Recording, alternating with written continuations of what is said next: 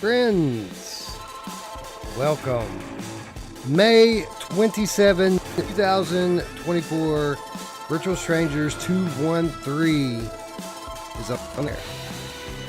I am your host, Wes. With me, as always, is my good friend, Ruuts. Ruuts, it's Memorial Day, man. I know. I'm just enjoying the Chicago Memorial Day parade behind me. It's amazing. And, you know, going back to my old roots of Chicago, Seatown, you know, everybody loves of Chi-Town, right, D? Although I've never been. Who loves to go to Seatown and loves D? She does. She loves everybody. She's not going to exclude anybody from the party, if you know what I mean. You know, I think it's funny because Memorial Day is one of the most widely celebrated holidays in our country. You know, we have our holidays, our 7, 8, 9, whatever it is every year. It seems like most of the holidays, the kind of traditional celebration is wearing off over time. But days like Memorial Day and Labor Day, which literally nobody who actually gives a shit about the true meaning of it, but everyone takes that Monday off. You know what I mean? Just a barbecue day. You know what I mean? For me, it's a day off because nobody wants to have me spraying poison in their house. It's kind of weird. I just want to like kill some bugs, and you won't let me do it on holidays. You know, I have this dream of one day. Oh, go ahead. This is the day where we take a moment to remember all of our fallen bugs. Yes. Yeah, I just like have a dream of one day just walking by a family that's barbecuing, right?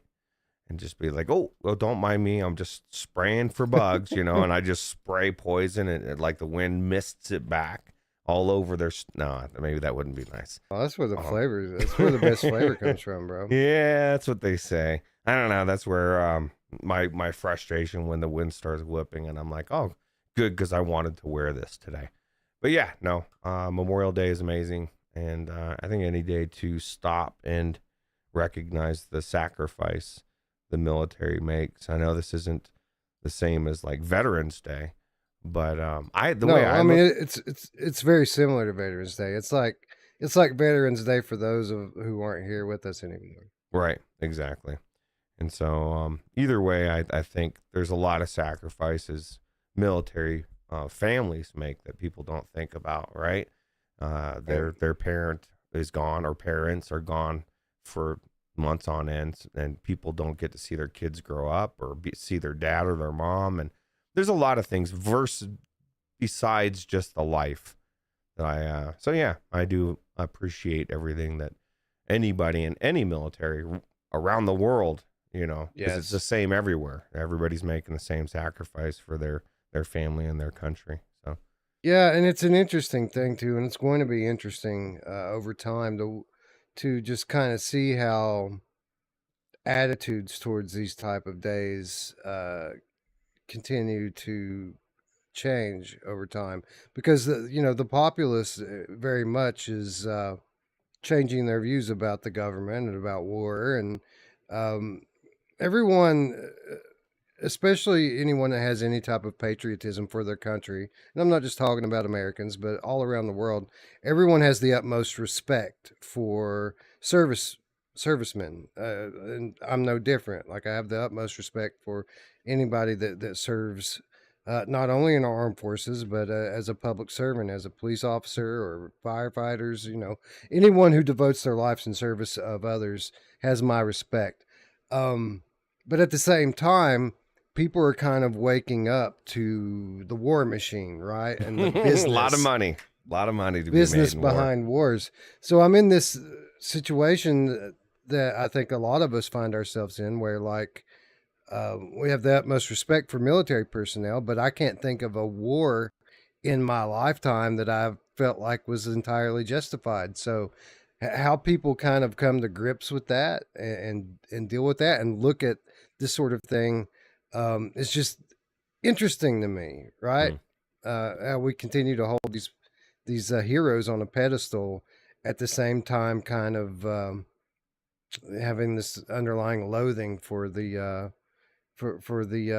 powers that kind of put these people into motion.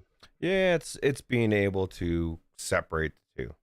And I would use this example. I don't like the communist Chinese government, but I love the people. You know what I mean? Like I just don't like the government that are oppressing Right. the people. And so I love the military people. I just don't love a lot of what militaries around the world stand for. And a lot of the weapons, like you said, there's a lot of money to be made. I say let's all get along and play some virtual reality, and Hell yeah. everybody would be better off for it, I think. Yeah, I think the VR area is awesome because we're all in training now, right?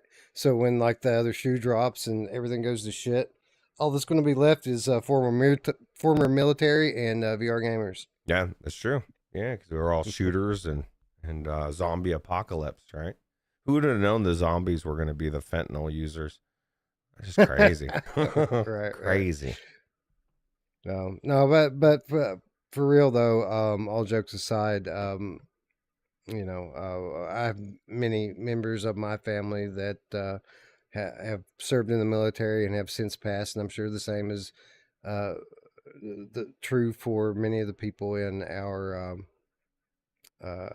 audience here. So I definitely honor their sacrifice. Don't misunderstand um, what I mean when we talk about the governments of the world. I just think that the information age has enlightened the population to the fact that most governments in the world don't truly serve their people and their populations, but rather serve business and corporations. And they never have. They never have throughout history. It's just a facade that Right. people come in and out of enlightenment. And I think we're in a enlightenment stage, and it'll be interesting Definitely.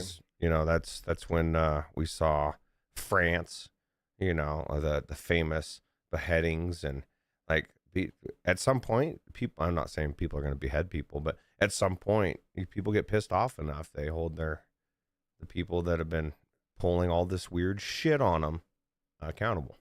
And it's a good day. People definitely will not be beheading people, but I hope the not. the Please. AI robots might do it. Oh, that's true. They don't have any feeling. They won't say no. Yeah, Well, that's I good for police one, force. I know I think they're the best police force. I love the AI personally myself. It Oh, yeah, makes my me life too. so much better, and I think it's going to make our games way Oh, better. for And real. you know who agrees with me? Andrew Eiche of Alchemy Labs apparently thinks that people should be bullish about AI. And all jokes aside, I agree with this. This is something that we were even talking about this after our show on Friday after we finished up playing Dying Light, which was awesome in VR. By the way, That was awesome.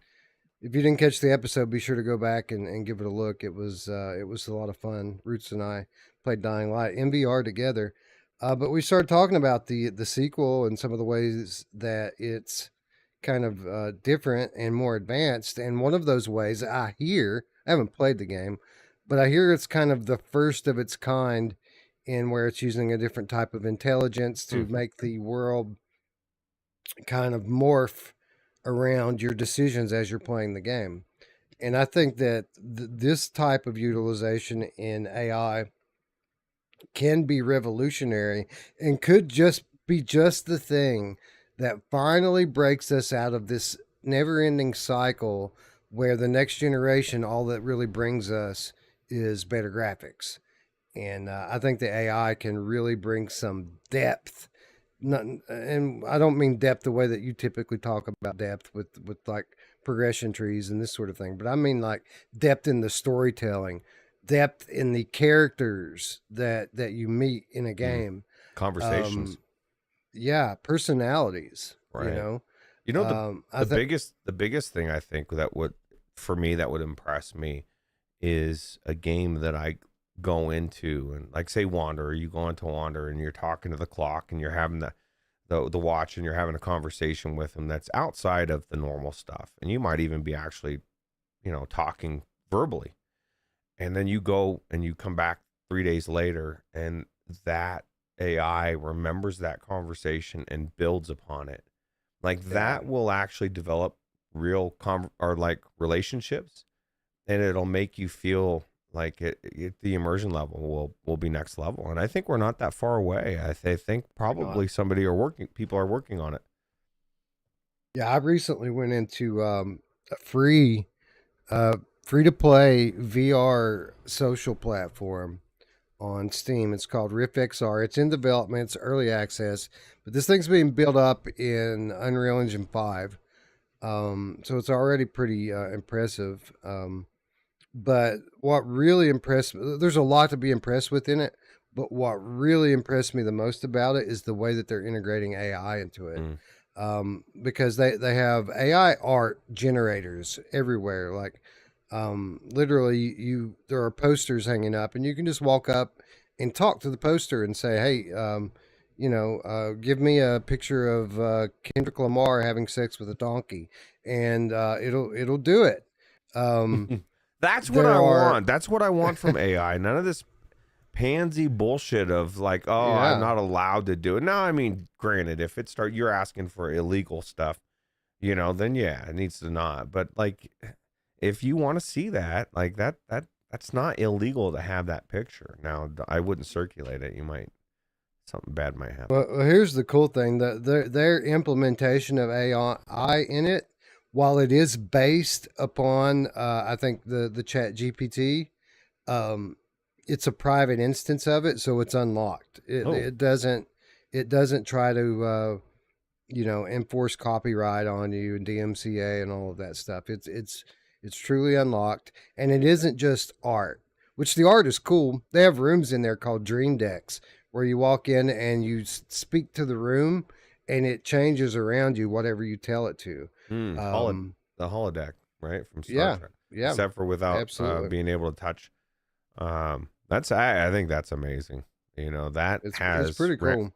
Yeah, that like would change prawn. And this would be Anthony. This is the time to come in, bro. You can do it now. Come on. Right. There are NPCs walking around in the game. Some of them just walk freely. They're called constables, but they're like bartenders in there, and all of these are, running on AI, ChatGPT based AI.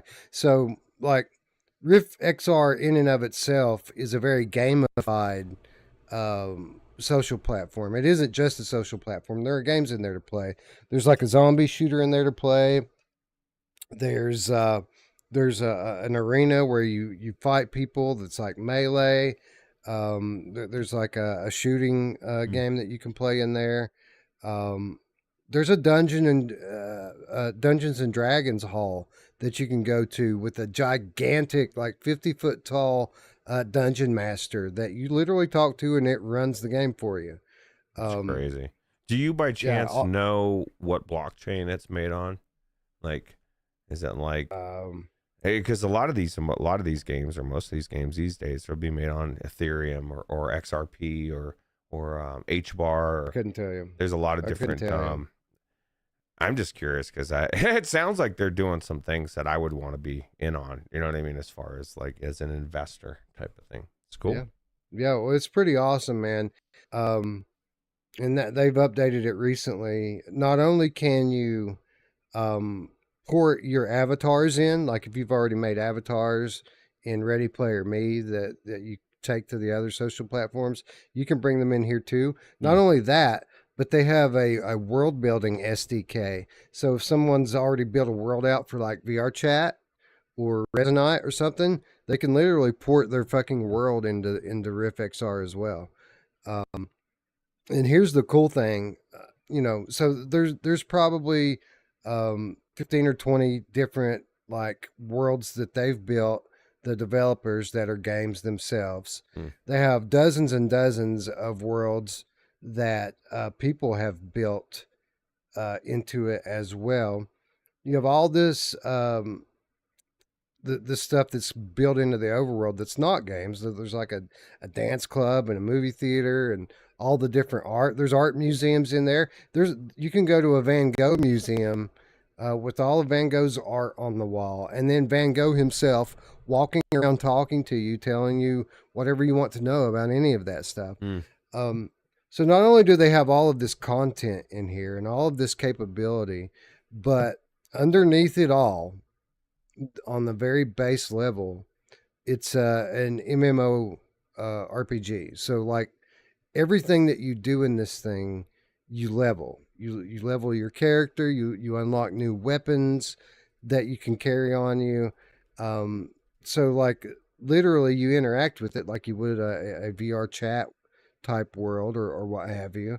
But anything you do, like you were saying in Dying Light the other day, how everything you do means something. It's the same thing in Rift XR. Everything that you do means something, and it allows you to level up your stamina. You can jump higher. You can unlock new weapons, just for interacting with it like you would any other VR social platform. Wow, sounds amazing. Yeah, I have to It get is. in there. I have to get in there when it's not the middle of my work day. when I had the offer last time, I was like, "Fuck, man!" It's like right smack in the middle. I had no chance to get out. Anytime, just let me know. The only kind of criticism I have of it is most of these AI things that you're voice prompting. Hmm. It takes a minute. There's always it a isn't delay. like it isn't instant. You have to give it some time. But you can absolutely see where it's going right now. And in a few more years, this thing is just going to be incredible. Everything's changing. I just was reading something that literally that they're reaching. I think we're about to have unlimited power. As crazy as that sounds, in the next year or two, but it's going to go along with AI and unlimited power. What was that? Was that Back to the Future? No, that wasn't Back to the Future, but there was unlimited power in there, the gigawatts. But no, that was Star Wars. I believe the Emperor, right?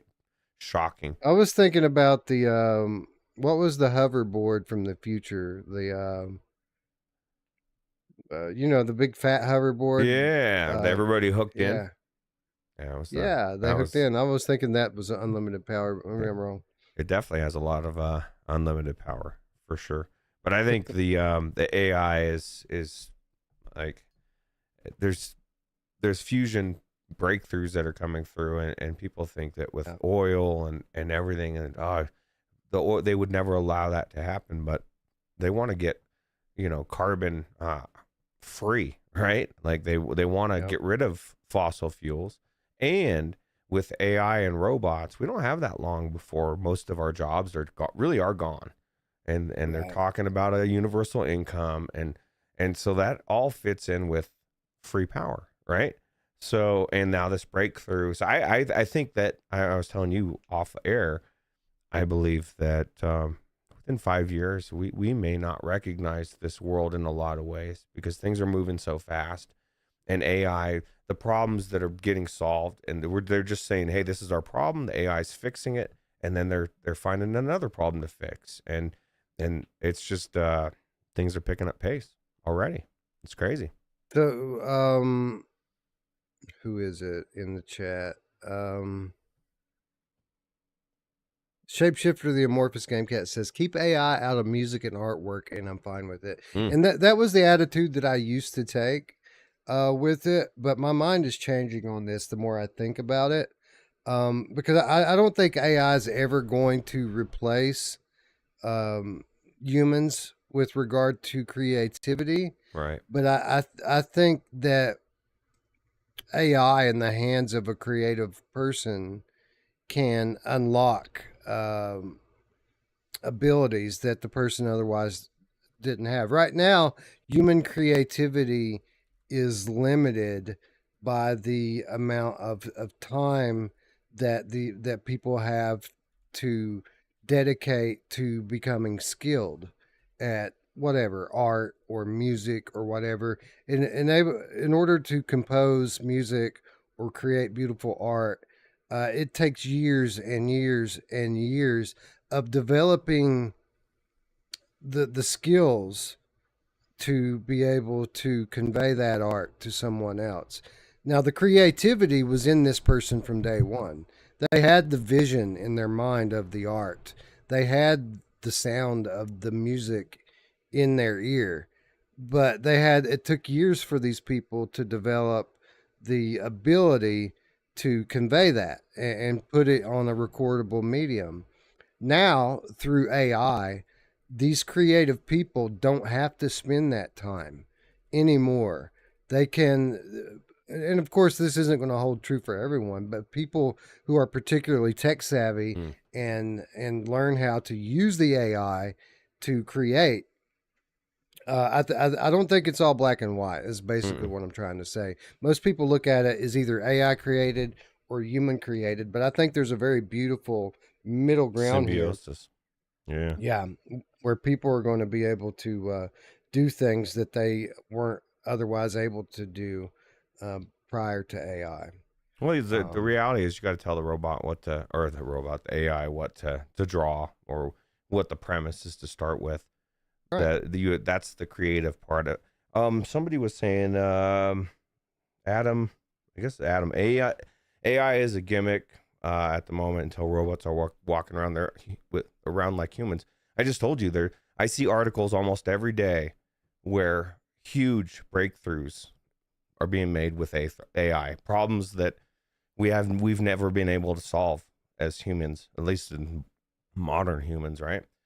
And Yeah. so it's more than just the robots, but they're coming, and they are, just about ready to walk out. I think you could buy one, the The Groot robot, I right? just yeah, I just did a paper on this privately. It wasn't anything I did for XR Update. It was just something I did for a client, examining the relationship between AI and robots going forward. And people don't really realize just how close they are to having um, fully functional AI driven robots right now.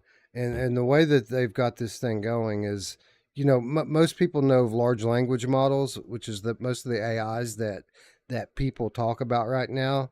Um, Chat GPT, all of the other popular ones like Claude. These are all large language models that basically scrape the internet and written texts to teach itself knowledge and the answers to questions and things like that. These robots, certain ones of them, not all of them, are now building out what's called large behavior models. And the way that these behavior models are being trained, it isn't through reading text and data, but rather by having people pilot the robots. So um, people basically through telecommunication will be attached to a robot and it'll be doing some sort of task, whatever it is, typically something very dangerous, so that people don't have to put themselves in harm's way. They'll send they'll send robots in to do it for them. But what most people don't realize is that now they have AI models that are observing how people drive these robots and how they react when something's dangerously hot, or when even something as simple as picking something up and grabbing it and it turning out to be heavy.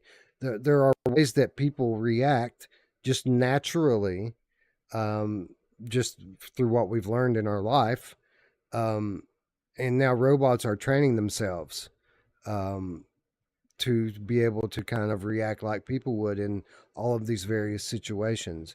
Um, and this stuff is all being done now behind closed doors in the private sector. But in the next few years, they're going to start rolling out these Mm, robots that know how to just do everything. right, And it's going to happen overnight. right. Um, And it may even yeah. just have robots that, are cameras that they're observing and watching what people do.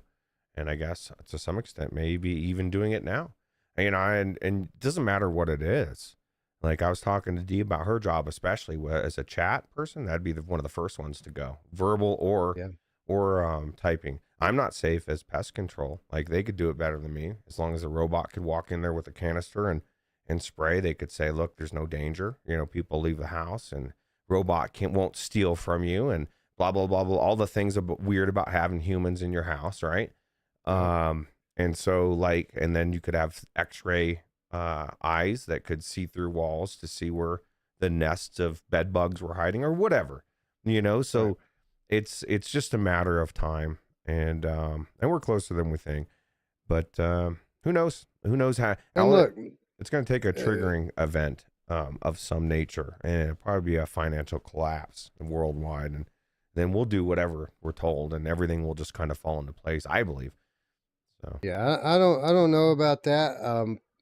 I think that this is just kind of the nature of technology, and I think that it's already happening, and there's no stopping it at this point.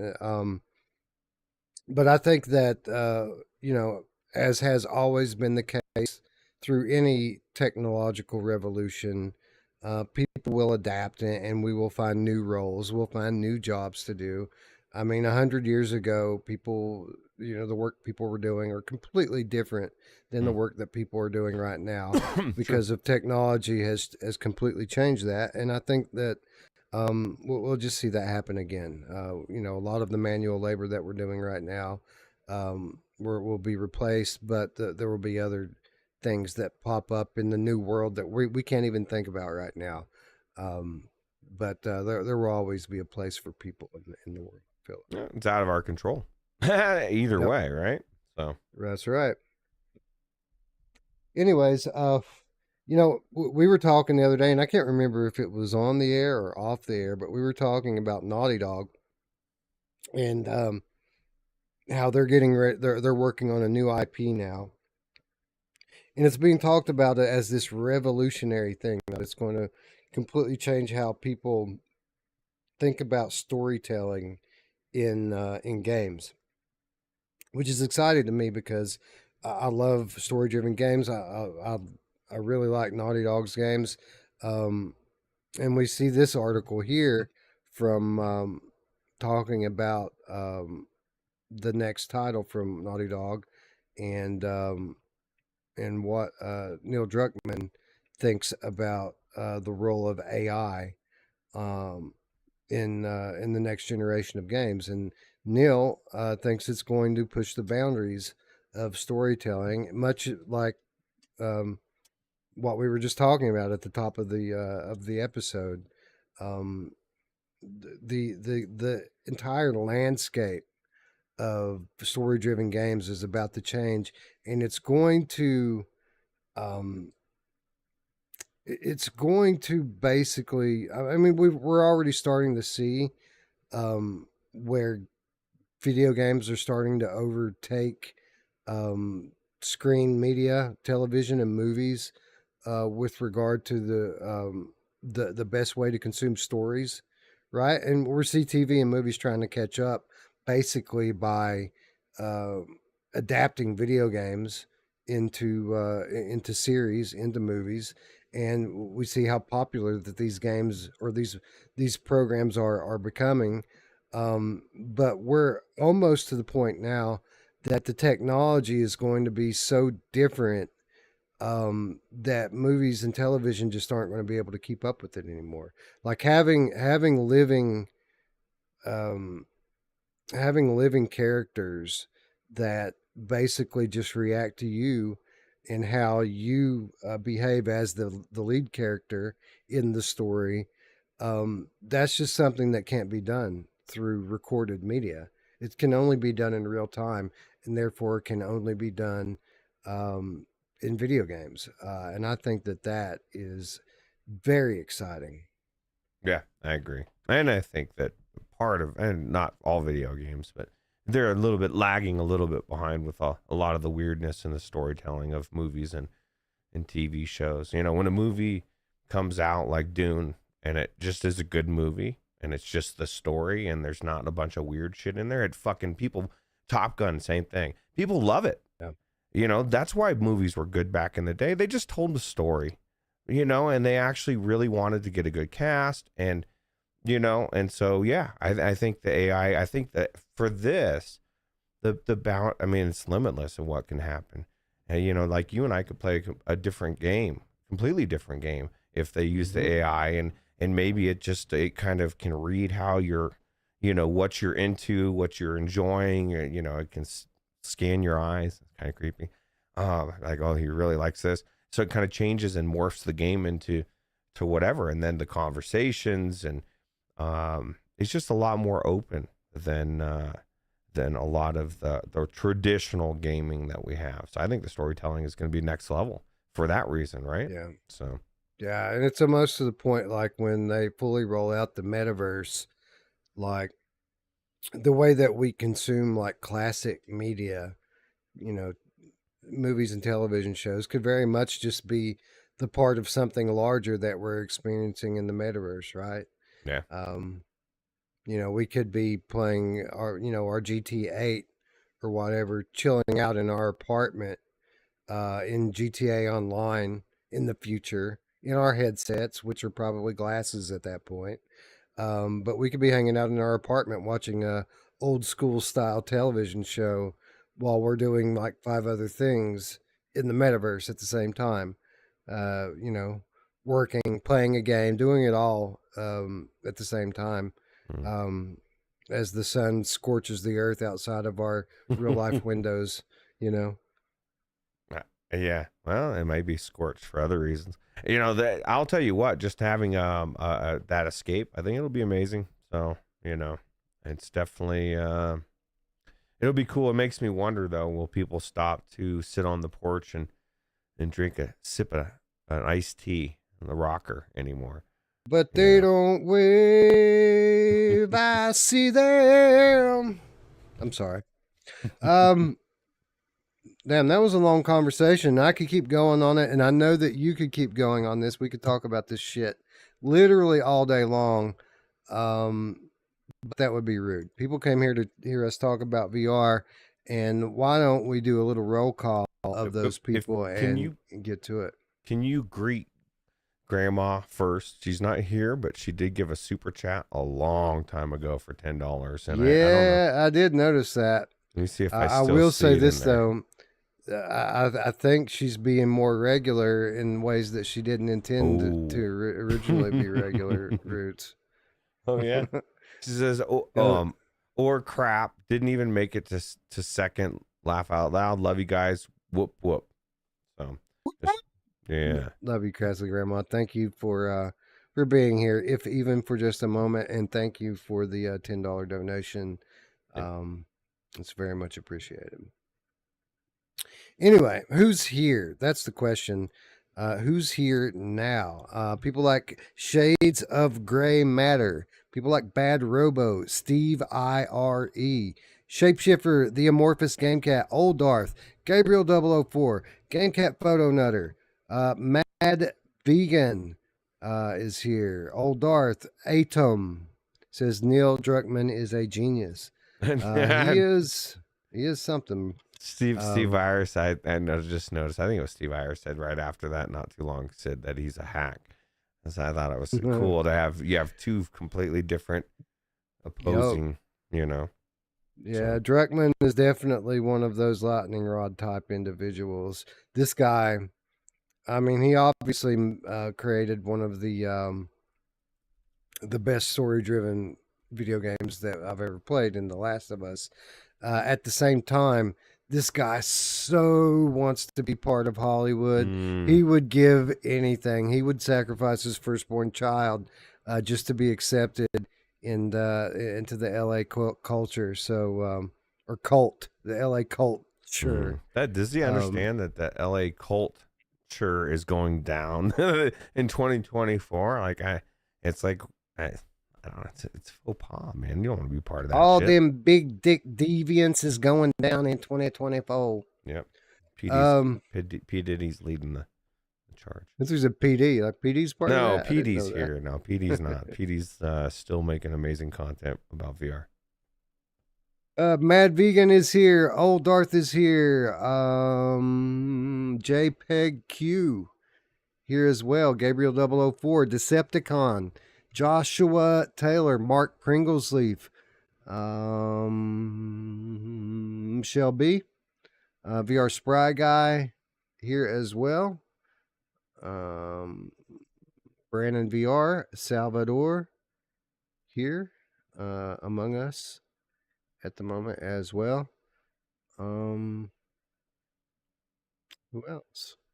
Got a lot of names on here, Bruce, but a lot of repeat. That's what happens when you start talking about the government and AI and shit. People like to talk about You're it. right. We could have a like you bring Skiva and Anthony in here. We'd have a whole episode of I always forget what the name of that show we did. Yeah, I remember that one. Yeah. The Karam Kid is here. Daniel Kaz is here. Ewar Woowar is here. Vince Virtua, Warmark is here. Time to Play VR is here. El Diego VR, Fluke Rogi, Mind Jive here as well. Not Sure Brando, Samson 143 VR, Mark Smith, all with us as well. Roy Schwartz is here. Headbites here. Distracted is here. Looper, the Underground Game Cat. Eevee Man versus Gas. Matt and Kuda, hello. Daniel Kaz, Prophecy 777, Destiny 11, Chinatown D, Grandpa Barbecuer, Game Cat is here as well. Carl Parker is here. The Game Cat, Andrew Ehrenreich is here. Parasite 82 Green, JD Manning, Midlife Kid, James is here. Ryan B is here. That Dank Cheese is here as well. 12 the Backlog Game Cat in the house. Thomas McNostril is here. Tipsy Sonic says I'm hiding in the bushes. Thanks for having me. As a Nice. Slippy. Thanks for being here. Yeah. Thanks for being here. Black Market Honey's here. Evan Yabu is here. Four Willin is here. Q Creator is here. Headbite is here. And of course, as you mentioned before, Classy Grandma leading off at the top. I think I saw another tip come in. Not Sure Brondo said for the US $5 donation, thank you very much. Says AI will spawn new religions. I Yes. think we have old religions that say that this will happen, don't we? Roots? I think so too. 100%. And I agree. I think there's actually already AI religions that have started to some extent. Yeah. I saw, and you can find him on Twitch, AI Jesus. And I thought that you could ask AI Jesus questions. And it's been a while since I've looked, but whenever I've seen, there was like 100 people, like there's a lot of people that go in there. And I mean, I want the real Jesus. The AI Jesus can shove it up his ass, but like some people, they think it's cool. So yeah, indeed. A lot of people worshiping at that altar. Who's slipping in today? Gamertag VR here. What's up, GT? Shades of Gray Matter slipping in. Space Denison slipping in as well. Paradise Decay, what's up? Speak of the Devil, what's up, PD? Roots was just talking about how you're part of the Hollywood cult, PD. I can't believe that, man. He's always Tipsy. everywhere in EU, man. There's a good chance you're going to run into PD. How does he do That's that? true. PD, EU, GT, all these initials everywhere. Tipsy Sonic slipping in as well. Mischievous, Marcio, the Underground Game Cat, Robbie Y slipping in. It's Free VR Real Estate, Magnum Gaming, Ezek, Warmark, I think I already said hello to. Anyway, that's everyone that I saw. If I missed you, I apologize. Thank you for hanging out with this cool Monday morning, afternoon, evening, whatever it is where you're at night. We very much appreciate you. Roots, take it away, brother.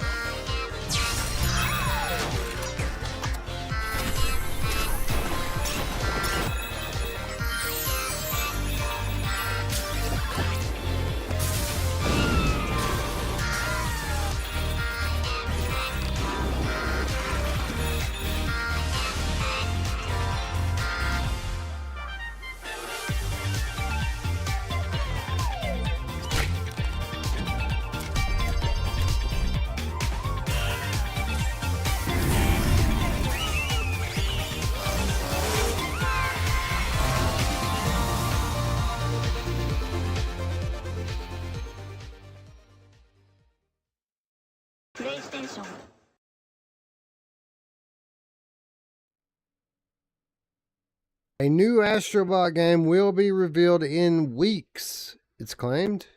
A new entry in the platforming series is reportedly planned for PS5. This from Video Games Chronicle. A new Astro Bot game for PlayStation 5 could be announced within weeks, it's claimed. That's according to prolific game leaker Bill Kuhn, who writes on Deal Labs that they've heard the title could simply be called Astro Bot and is announced within the next 15 days.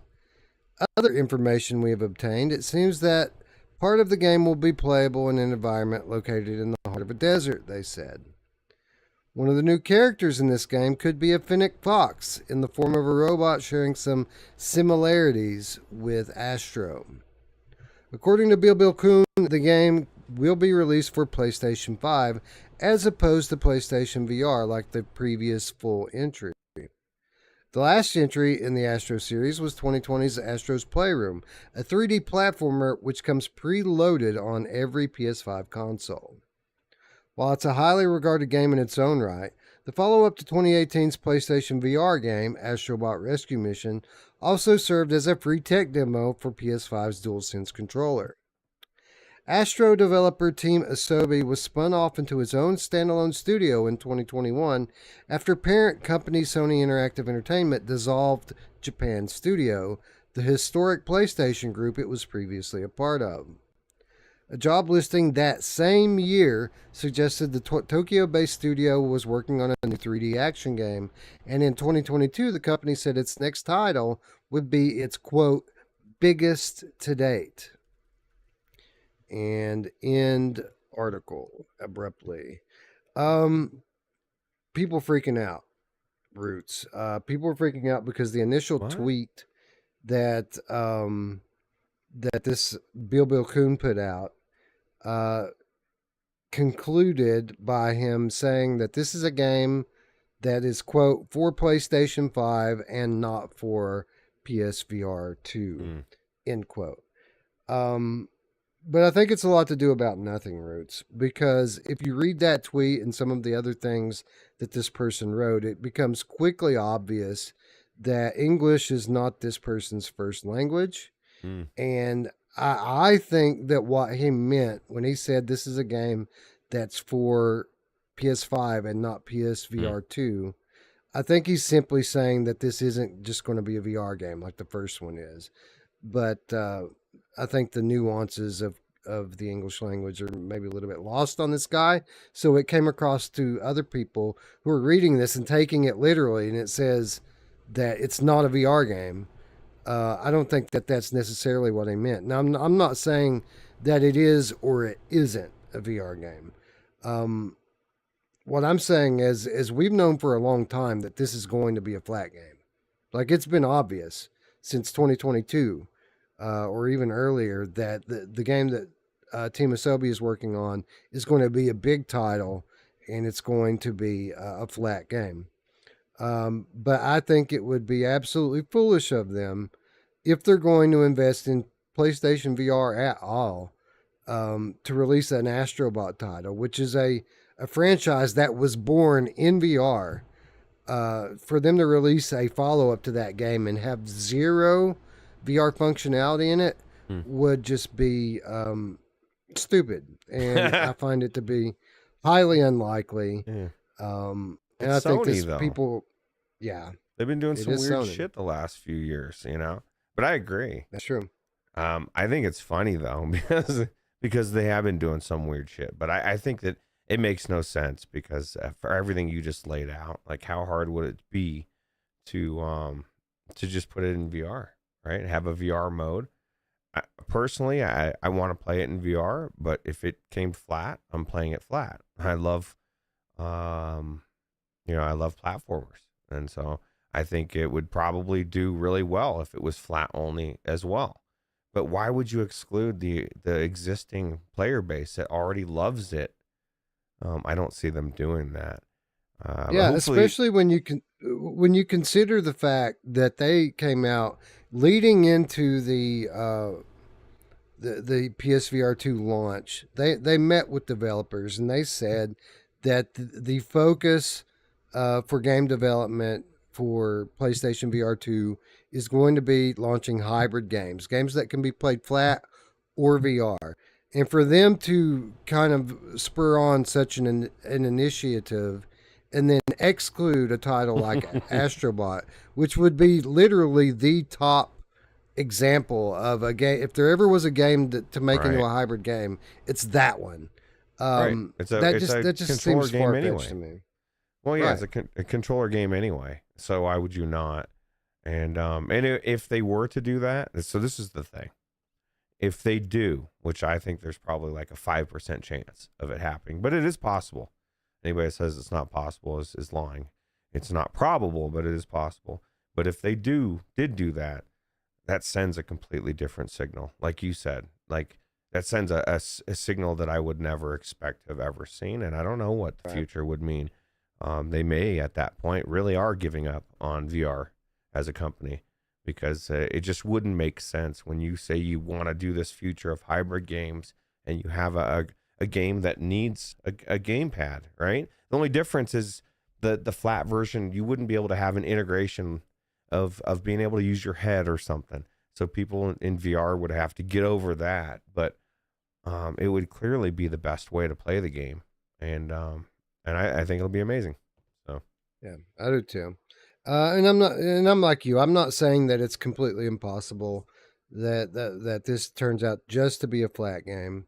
I'm just saying that original statement that people read and are all freaking out about, hmm, I don't think that that's what that guy intended to say. I think he was just saying that, hey, this time around, it's not just going to be a VR game. This is a game that's being developed for traditional PlayStation console gamers. I it's think all that's all I meant to say with that. it's all about traffic too. You know, I'm sure Andy Robinson wants people looking at his article, so phrasing it in such a way makes it seem, uh, like a lot of people have eyes on this now. So good and bad. People that love Yeah. PlayStation and don't. So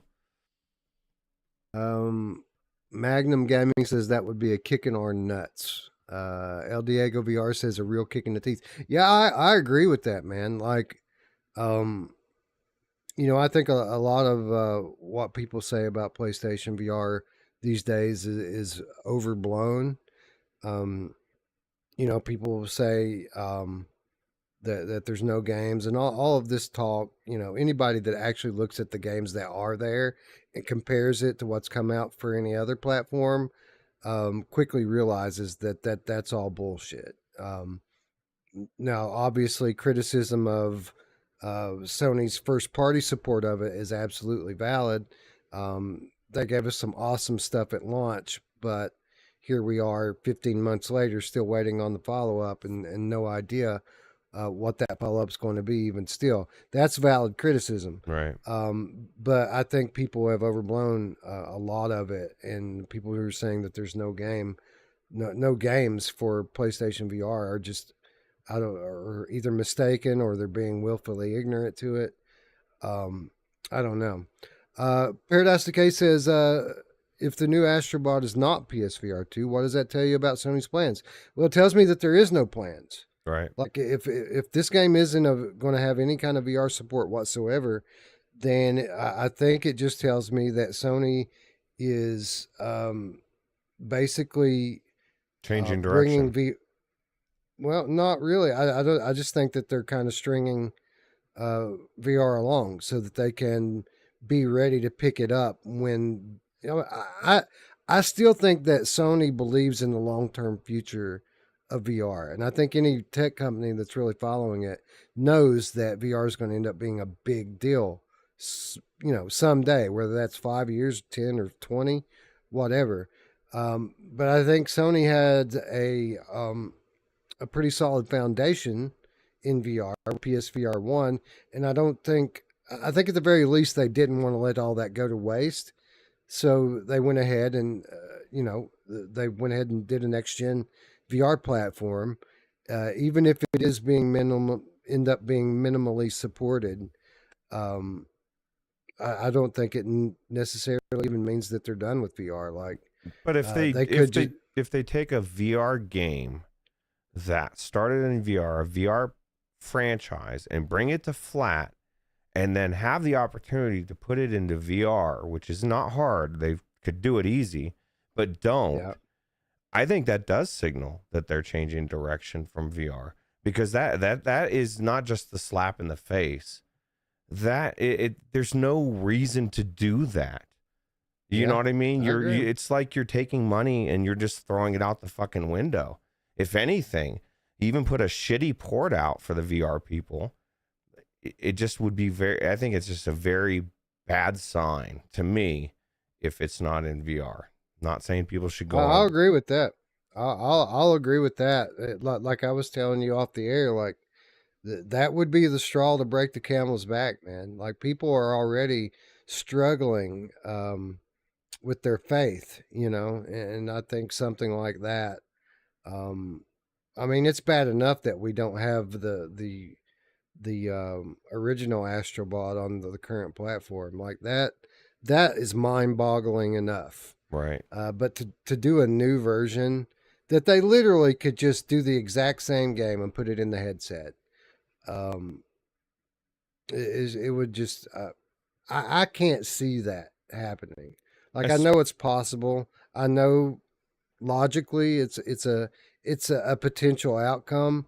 It's just not but probable. I honestly I can't see them doing that. Like, if that they would were blow gonna, my mind. if they were going to do that, then they wouldn't have just released Resident Evil 4.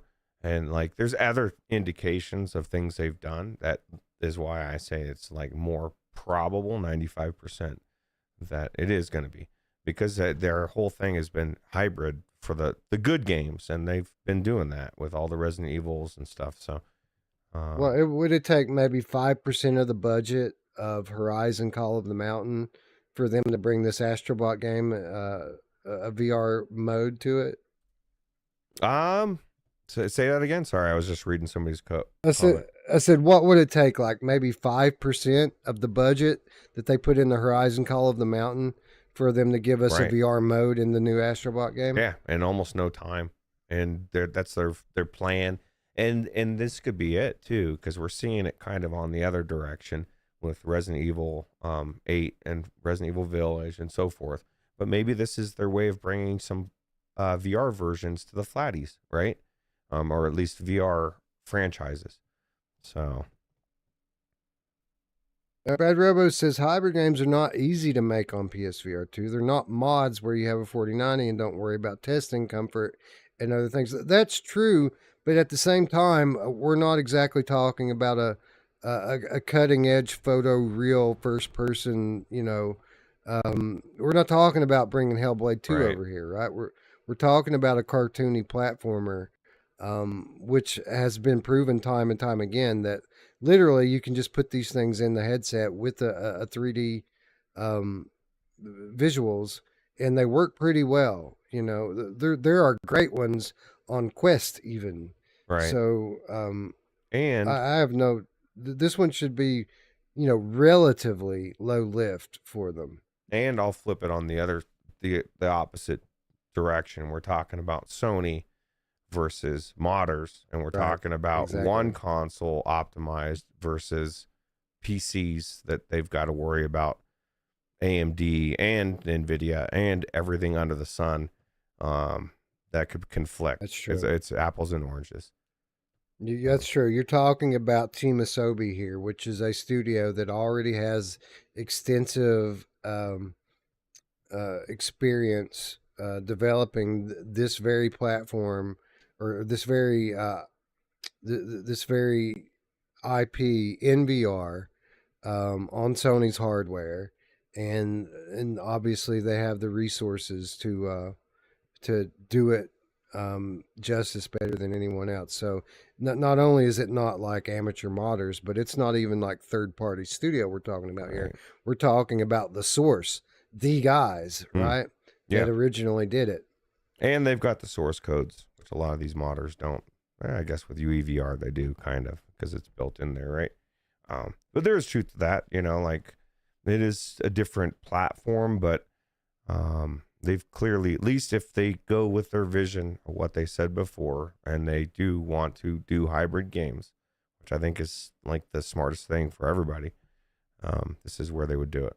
But good Ray news Del is Toro said, okay. Ray Del Toro says I sold my PlayStation VR 2. That's good. I wish more people, instead of bitching, would just do that. Like, Right. at this point, like, um, if you're really that upset about your purchase, just sell it. I've been talking about selling a lot of my shit off Roots, You stuff can that I make like. you can make your money back. Most of it, you know. Well, I need to get ready for 5080. Right. You know what I mean? Like, I need an upgrade so I can play the Hellblades of the world without fucking having to make major compromises. This is my thing. If something's sitting and I'm never gonna use it again, I'm just not somebody for nostalgia anymore. You know what I mean? Like I don't need to have 50 headsets behind me. I just need, like, literally was telling D, because I was thinking about big screen beyond because of, you know, how it is. And then I thought, you know what? I'm not going to get a big screen. You know why? Because I don't need it. And I don't want to spend any more money on VR. I've got a headset that works. My thing is how many different things do I need two of? Right. You know what I mean? That's true. There are things that I have two of that I don't need two of. I need my quests because I play with my family, you know, on those. But I don't need two PlayStations. You know what I mean? Right. So yeah, there's a number of other things around here too I that I have duplicates of that I could stand to let go of, and I could probably cover half of a new graphics card pretty easily, and then the other half I could probably cover a significant portion of that just selling the graphics card that I have. right. So yeah, this is where my mind's been at lately. Is Preparing. You know, there's right. There's not only is there new graphics cards coming, but there's new headsets coming, and we're on that line now where I found myself at a few years ago. Where I don't know if you remember, but I quite literally sold all of my shit, like everything Right. I had. I sold so that I could upgrade everything that I have. Well, just don't buy into what most people have been buying into, because I don't believe it's going to happen. But people are thinking there's going to be a launch this year, and there will be probably. But if they do, it's a paper launch. No, you're not going to get it. There's not going to be that many out there. It's going to be a scalper's fucking nightmare. It's just not even going to be. Well, yeah, I remember. I bought my graphics card, my last new graphics card I bought during a paper launch. I remember exactly how it was. Right. Well, this one's even I didn't sleep for a month. This one's supposed to be even more of a paper launch. It's just about pretty much saying that we've done it with most of the actual cards coming next year, and that's even speculative for this year. So a lot of people are thinking it's going to definitely come this year. It might, but it probably will be early next year. But we'll see, because it's really early. Like, it's not normal. You know, it's there's other forces driving it. NVIDIA trying to get ahead of AMD, and it's just a weird time. So, Quill, the last but not least, GameCat says, more importantly, are we getting a Here They Lie PSVR 2 version, Wes? God. I don't think so, but we're going to continue to beat the drum for that. I'm more concerned these days with getting whatever the new project from that team is to be to support VR. That's my main focus, and any further communication that I have with those guys is going to be focused on that. So fingers crossed. Hopefully one day we do see Here They Lie properly immortalized with modern technology, but right now I just kind of want to see what Eyes Out's going to be giving us, and hoping that that's going to be in VR. And if they need some help getting it into VR, I know a guy. So right, absolutely. So what are your thoughts on the cost of the headset being for the PSVR 2 being a big deciding factor? Because Steve Iyer says that it shows that's a big. I guess somebody had made a comment about it. You know, I mean, it's true. It's true. It is true, but it's it's not an unfair price though. It's kind of, I see both sides of it. Like for what's in that headset, it's actually fairly priced. With that said, Meta has artificially skewed the value proposition by taking a loss on Quest 2 and even Quest 3 to some extent. With that said, I do think that there's meat on the bone here. I think that I don't think Sony's selling these at cost. I think they are making money on them. Right. So I think that there's some room for them to drop it. They need to. But I don't. I agree. I think they need to 6 months ago.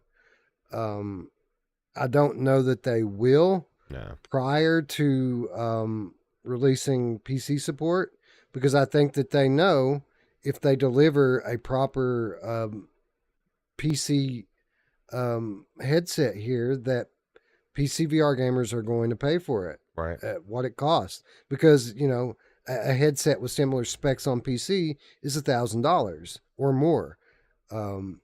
So I think people are going to be buying these things up unless we get a new Valve headset, which would completely monkey wrench the whole thing. Is there a possibility Valve goes away from DisplayPort? Because Steve was like, yeah, I think there's a real possibility of that. My thing is, I mean, I guess if they do some kind of technology that gives me the same fidelity, I don't care. But Meta's not, and it's not cutting it. And that's, even though I've just said yesterday, I think it was, or 2 days ago, that PSVR 2, I look for reasons to not use it, just because it's not. There's a lot of reasons I don't like it. I think the biggest reason is that it just, when it got delayed 2 years, and it just isn't, the lenses is the biggest thing. But if I could get like a DisplayPort quality out of it, and maybe it becomes my favorite headset. I don't know. Like I could never say that's not the case. That's one of the reasons why I'm glad I kept it. Because I did sell my PlayStation 5 because I didn't need it. I didn't want to use it. I wanted to invest it in something that's actually going to make me money in the near future. So I did. So I don't know. But no, I think I wish they would drop it, and they don't need to wait and react to Meta, because Meta's bringing the heat this fall with that Quest 3S. It's basically going to be a Quest 3 with Fresnel lenses for $300. And I know the price is a big thing, but man, like Quest 3, the lenses, to me, that's the best part of the headset. That literally is the best part of the Quest 3. Quest Pro, I could say controllers too. There's several good things, but Quest 3, that's the very best thing about it. And good. Them people should buy a Quest 3. They should. I don't think they should buy the light. I think the light is a miss. Yeah. But I think all these people that are buying in the Quest 2, and people are still buying in the Quest 2, are much better served buying in the Quest 3, because they're going to get a couple of years of software support. They're going to get games that are that the Quest 2 just isn't capable of, and they're going to get mixed reality. Again, all for $300. And then here's Sony. Are they seriously going to continue to try to sell people $550 headsets that you need a $500 console to play on? Like, it's not a winning formula for them if they're trying to win over VR gamers. That they need to not wait. They need to drop the price now, or at least like within 2 months. They need to drop the price on this thing, and they need to accompany that with a big title, like be it Astro Bot. Astrobot likely would be Astro Bot.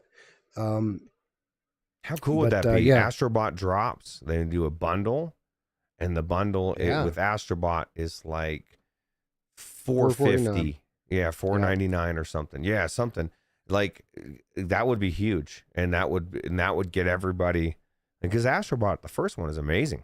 So Astrobot bundle $449, and then like within 2 or 3 months of that launching, like Metro, the Metro game comes out, and Behemoth, And then Right. there you go. We have hype around the platform again. We have a new price. We have PC support. Um, and there you've got a recipe for revitalizing the platform. You Yeah. know, Yeah. I am looking forward to seeing the PC support and what it means. I think there's very absolutely. good potential. Like I said, it's not my favorite headset now, but I could see it becoming my favorite headset because of the specs and what a proper video card could really push through there. So Shades of Gray Matter says, "Yeah, I want Eyes Out's next title to be in VR, preferably on PSVR 2. Okay, out for real. All right, man. Take it easy. Thanks for stopping by, man. Um, well, uh, some people feel very strongly, and I agree with Ray Delatorre. Says if it wasn't for Capcom, PSVR 2 would have been dead a long time ago. Maybe not dead, but it definitely would be a lot. well, I'll say this: if it wasn't for Sony money, then Capcom wouldn't have done shit. True. Well, it Um, goes both ways. It's kind of yeah, the same thing that I was saying about Meta and their exclusives with the new Batman game and stuff and the aliens.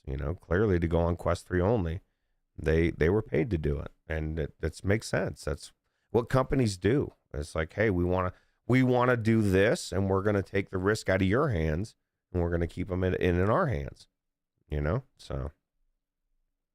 Gamertag VR Roots' beard oil subscription won't pay for itself. That's true. I'll tell you what, I need to get beard oil because right now I just use like a coconut organic shampoo and conditioner, like separate things. They're really good.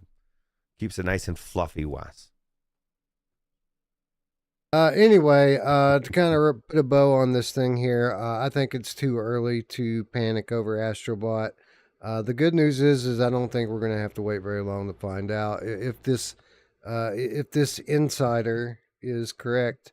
Then we'll probably know within the next 7 to 10 days what the story is here. So stay tuned, subscribe, ring the bell, and we'll get back around to this one, I'm sure, in short order.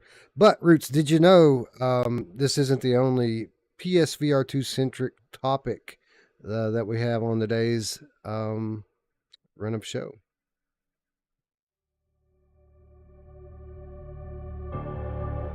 In another place, another sense of time, creation in my eyes. Slippers, tethers fade, tune of frequency and glide beyond this mortal fire.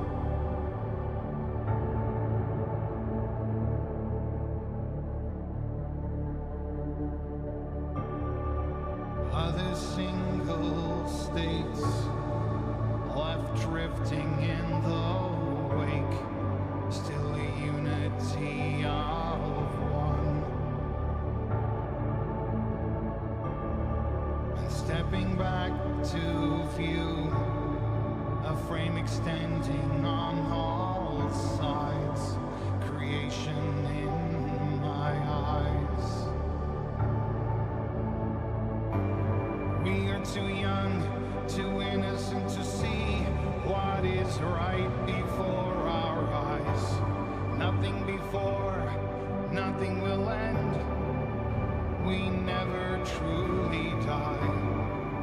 Like a spark of energy cries for life and ignites. One day we'll realize that all worlds must collide.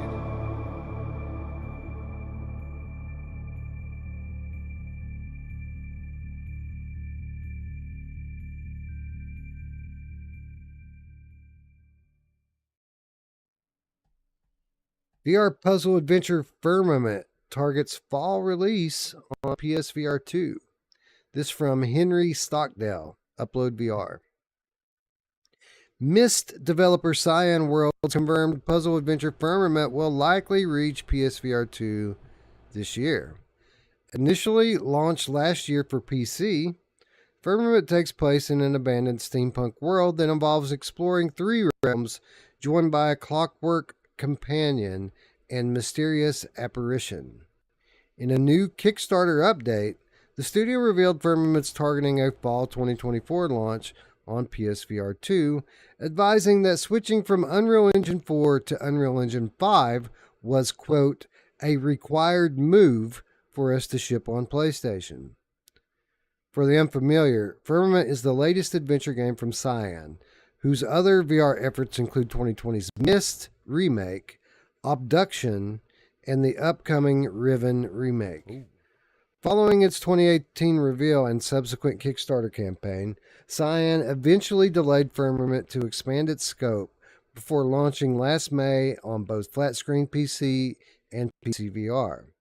You can read the story description below. You wake in a glacial cavern crowded with metal pipes and adorned with curious clockwork gears.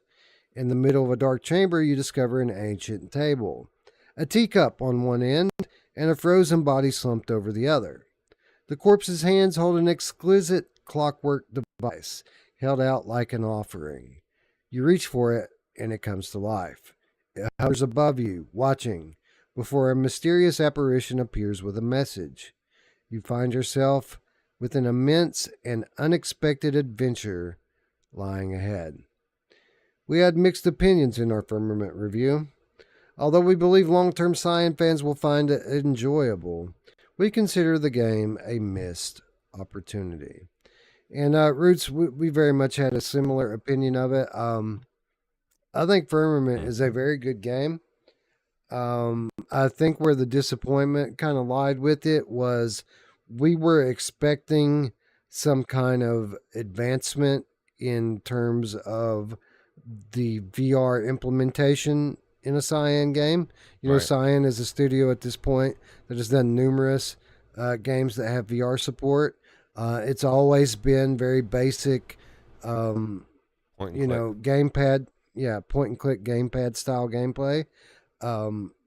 We were expecting a little bit more from Firmament, as it was the first game that was developed from the ground up with VR in mind. Right.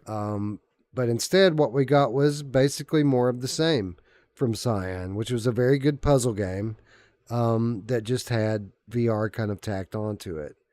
But it's interesting, Roots, because I had considered this game or this version of Firmament to be very likely dead.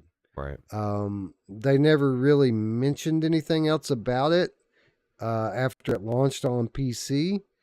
And when they recently announced the Riven remake, coming not only to Steam VR, but coming to Quest 2 and Quest 3, I thought that was it. You know, they're giving up on PlayStation VR 2. But as it turns out, this is a good studio, and they hold to their word. And when they said that they were going to bring it to PlayStation VR 2, apparently they meant it, Roots, because apparently it's going to take them porting the thing onto a whole new game engine in order to bring it to PlayStation. But that's what they're going to do. Yeah. Well, I agree with Looper, the game cat, underground game cat. He said it has to have eye tracking to be able to run for this sure. thing, right? So it'll definitely be foveated rendering, which is good. That's one of the benefits of having the hardware, right? So It makes me wonder, because even playing this thing on Steam VR with my 3080, I mean, it was very demanding, and certainly there was room for improvement with it. So it makes me wonder, will the PC gamers be getting that upgrade to Unreal Engine 5 like the console gamers are getting? that's a good question. Probably not. That'd be nice though, right? So Yeah, it'd be great. Because it is a Cyan game with its very, cryptic and interesting story that you're unfolding. It's a mystery, as is always the case. The puzzles were a bit different in this one than your typical Cyan puzzles. Again, more physical, logic-based puzzles, the type of stuff that you like. Right. Not as cryptic as some of their earlier entries. Right. Yeah. No, I like physics based puzzles, but or common sense, like you said. I like common sense in general, Wes. Especially the more the world gets so weird, I'm like grabbing onto it and holding on, like I'm hanging off a 500-foot cliff. I'm not letting go. To the day I die, common sense is sticking around. I don't care what everybody else does. Fuck 'em. Tony Savino says that my mic is cracking, and this is something that I noticed during the last episode as well. I was hoping that I changed to a different USB port and unplugged some other things. I was hoping that that would take care of it, but apparently that is not the case. So if you'll bear with me just a moment, I think I'm going to switch over for now to my PlayStation Pulse Elite headset. Yeah. See if that helps. And see if that helps with the cracking. Yeah. I say do it. Give me just a second. Yeah, give me just a second. I'll grab it. Okay. Well, Michelle B says it ran great for her on with a 3060. Really? So I don't know. So here's the thing too. What headset? Because a lot of people have different resolutions, right? They're running them at different frame rates as well. And then the settings. You know, what settings did you set it to? Some people will go in there and they'll crank everything up. Now, granted, I will too on my PC because I start at the top and then I scale back because the video card I have is so good. But a lot of people will go in there and they'll crank everything to the top, but they don't have the card to run it. And then they'll say, this game runs like shit. And it's like, no, dude, you just need to tweak it. You need to change the settings. And that's one of the reasons why I opted to go with the video card I did. Because I think somebody was saying in either last stream or in the Discord that that's why they don't, I think it was the last stream, they don't do PC VR gaming for this reason. They don't want to have to do all the tweaking. And sometimes you can get a good enough rig that's not a case for most of what you're doing. Like I don't tweak anything mostly. So. All right. So you all who have been noticing this static in the in my mic audio, let me know if it continues to happen. It could be a larger problem with the power delivery or the audio card on my motherboard. It's Could not be anything with I can tell you right now, it's whatever the cracking or it was like intermittent pausing or whatever it is not happening already. I can tell you it's not happening.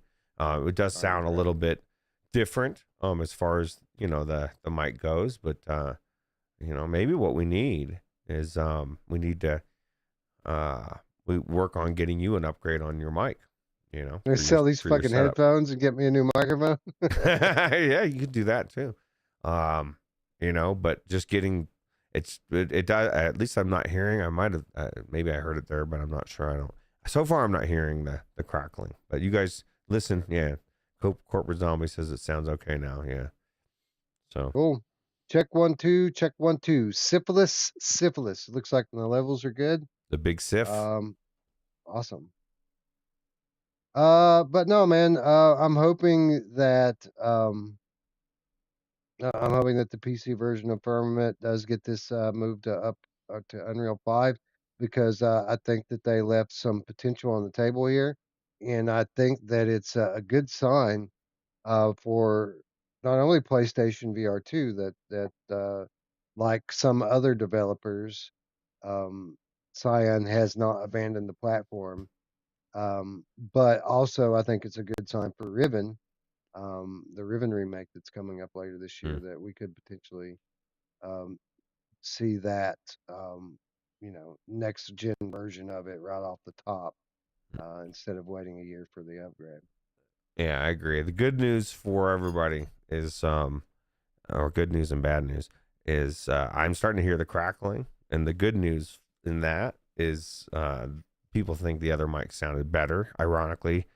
So I don't know. I think there is something more of an issue going on here because maybe it's not as much. It doesn't happen as often, but it's happening. It might be when you're moving around. It might be the cable. I've had that happen before where when I've bumped my cable, it kind of makes a static. So, because I couldn't tell if maybe you moved at one point when made the noise. So that could be the case too. So maybe, Darth says that they're still crackling. well, there is. It's not like it was, but it's like I said, I've heard it like 3 or 4 times since we switched. So, sounds like EMF is what Steve Iyer said. So, so yeah, I just heard it there. So all right. So I need to probably switch back then, huh? Yeah, I would switch back because it does not sound. I mean, if there was no crackling at all, I'd say yeah, it's worth, because it kind of sounds like you're in a. Remember when Mash sounded like he was in a well? It doesn't sound like you're in a well. It sounds like you're maybe standing next to a well, and the echo. Okay. The echo. All right. Fair enough. Yeah. All right. I've got to get this figured out though. It's unacceptable at this point in the game for me to have fucking amateur audio going on here. So yeah, even if that means that I have to pick up an external sound card, or not external, but a PCIe sound card that's not integrated onto my motherboard. Maybe that's what I do. We'll figure maybe something I need out. a new mic. I think you might. I think in the long run, a new mic would, but if it's still going to happen, it wouldn't help, but definitely work towards getting, upgrading. It's always good to upgrade. All right. Well, you know what I might could do, because I do have a well, no, people are saying that they're hearing it on this too, right? What about the mod mic? Yeah, I could put it on the mod mic. I don't have the anchor on these headphones to strap it to right now. I got you. That's something I would have to work on later. I got you. I'll switch back to my original setup. Give me just a minute. Okay. Yeah, and I think it does kind of sound like maybe EMF, or maybe when, like I said, I've had chords where I've bumped, and every time I bump it, I hear a little bit of static. And yeah, so we'll work on it. We'll get Wes. I'd like to get him some kind of a maybe not. If it's a Go XLR or some kind of a thing like that with a Shure microphone like I got. That would be amazing.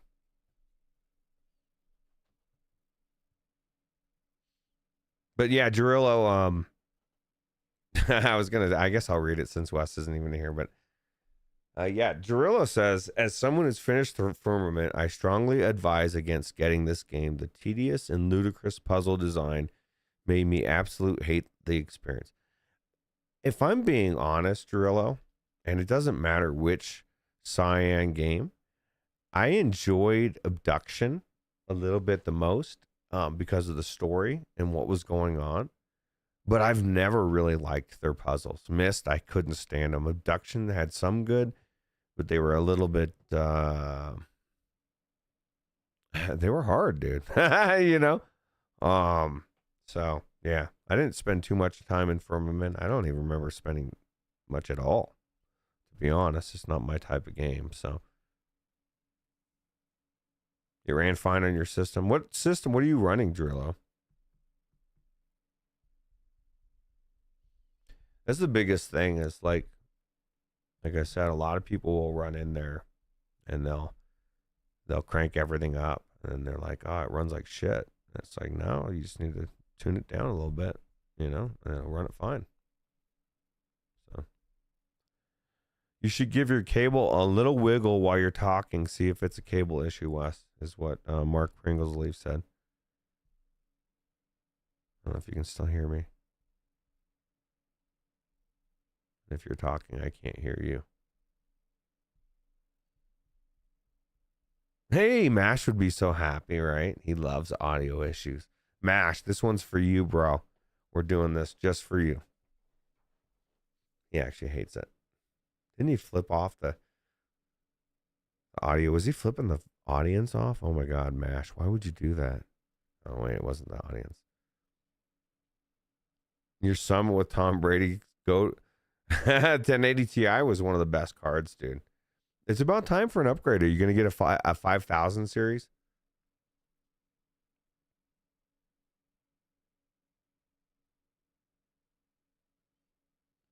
I'll let you know when I have audio. I don't have anything from you. You know who else likes to give a little wiggle? Oh, dude. Little. She'll give a big wiggle all the time. But yeah, that's the beauty of optimization in a lot of these video games, that they, it doesn't take as much, but the newer games obviously take a lot. Sushi Ben is out. Anyone played it already? No, actually, you know what? Headbite, I have not played it. Just telling D, I don't know much about it. I don't like sushi. I do have a friend named Ben, so I mean, that's kind of a weird dichotomy. I still can't hear you. What the hell? Can you hear me? Yeah, okay. I wonder.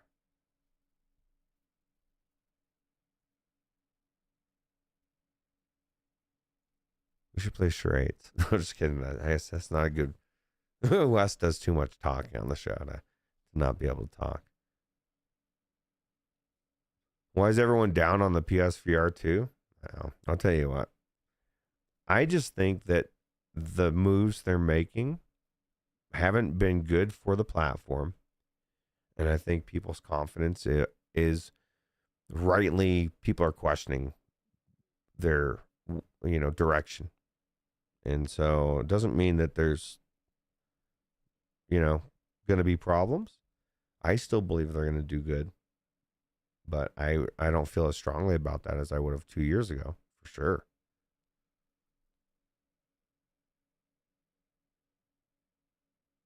Hopefully we'll get Wes back into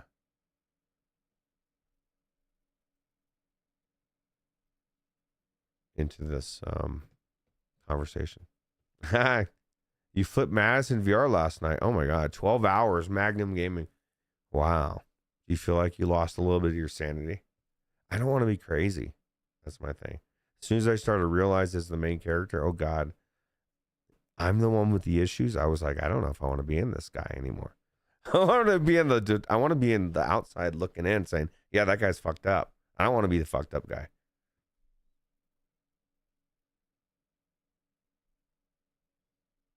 Yeah, I don't. Let me see, mate. Are you, okay, I was just making sure, Wes, you weren't saying, like, check the Discord or something. You're, like, typing something to me.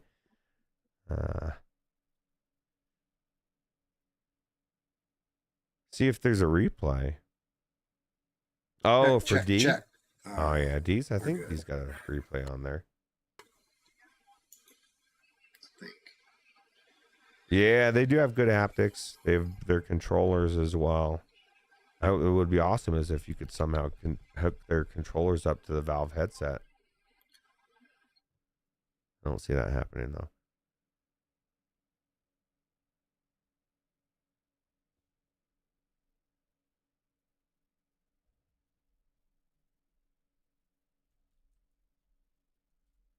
Blue Yeti. I used to have a Blue Yeti actually. Blue Yeti was good. I got away from USB mics though. Just had a condenser mic and then the Shure mic. Just because I just wanted to invest. A little investy. Actually, you guys helped pay for half of this Shure mic. So I agree. I appreciate that.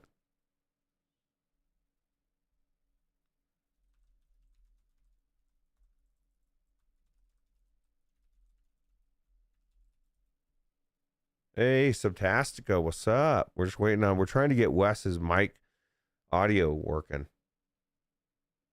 Hear his velvety voice. I want to hear Norm Macdonald again. My only way to hear his voice is through Wes. You guys have sound again from Wes?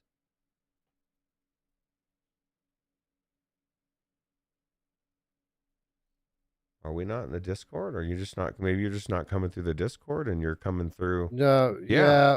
That's what it was. Like, okay. I don't know if you remember, but once upon a time when I was trying to use my mod mic on the regular through Discord, for whatever reason, Discord had a problem with it, and it would work everywhere but Discord. And I think that's what we had going on here. where people can hear me through Ninja, but you couldn't hear me through Discord. That was weird. I didn't even So know I that. switched back. I switched back to my Yeti. Well, the good And, news is you're back, and the crackling's back a little bit, but hey, but it does sound better than before. I just think the answer, you do 2 podcasts, you deserve a really good mic, and I think we just need to start focusing on making that happen, one way or the other, at some point. Yeah, I mean, if it's something that I need, then it's a responsibility, right? Yeah. Well, just think about how velvety smooth your voice is going to be with a, like I said, I was telling the audience, I think you should get one like this, the Shure SM7DB or whatever, the one that has the actual amplifier built into it, and then that mixed with, doesn't have to be a Go XLR, but something of that nature that's an actual, a board of some sort. That's I just hate, spending that type of money on a microphone. Yeah, but it's 50% of what you do. Like as far as like. I agree with that, but it's not like, well, it's better than like a $200 microphone. It's not that much better than a $200 microphone, right? Well, I think the sound of my Yeti is perfectly fine. It sounds good except for the fucking crackling and shit that's the problem. I need to find out what that problem is, because there's no guarantee that even if I got a new, more expensive microphone, that it's not just going to crackle too. I'm pretty sure a USB mic, that's the thing, is a USB mic is a USB mic. It's going through a USB technology. And so it has issues that mics that go through actual cables like this don't have. And so you're mixing that out. How does your Go XLR interface with your computer? It's got a whatchamacallit cable. It may have a USB that leads in there, but it's not the same as this. I don't know what this cable is. I know it's a condenser cable, but it's different. You know what I mean? And if you think about say a USB mic, it's got everything in one. It's got, for a couple $100, you've got, your all, like, there's 3 or 4 different parts that work together, right? Whereas a microphone is just a microphone, and then you're connecting to just the amplifier, and then, you know what I mean? Like, it's different. But I mean, I do think your mic does sound good, but I think we need to make it sound better. Yours is better. There's no doubt about it. I mean, there's a reason why that Shure SMB 700 or whatever is or SMB 7 is it's the standard, right? It's the one that everyone uses. Yeah. Drillo says fart in his cable. Yeah, XLR cable. Yes. Thank you, Subtasca. Fart in his face, Kitty Drillo says. I understand that the XLR is the cable that comes off the microphone. I was just curious whether or not the interface, which in your case is a Go XLR, and for other people it might be some other type of module, it either interfaces with your computer through a PCIe card, or it goes straight into USB. No, it's got a USB that connects it as far as that goes. Yeah. So that's what I wanted to know. Anyway, I think we should probably move on from Firmament. I think that it's encouraging that Scion has not given up on the platform. I think that it's extremely encouraging that PlayStation gamers have the Unreal Engine 5 version of this game to look forward to, and it may even turn out to be even better than the PC version is currently. So that's pretty exciting as well. Yeah, absolutely.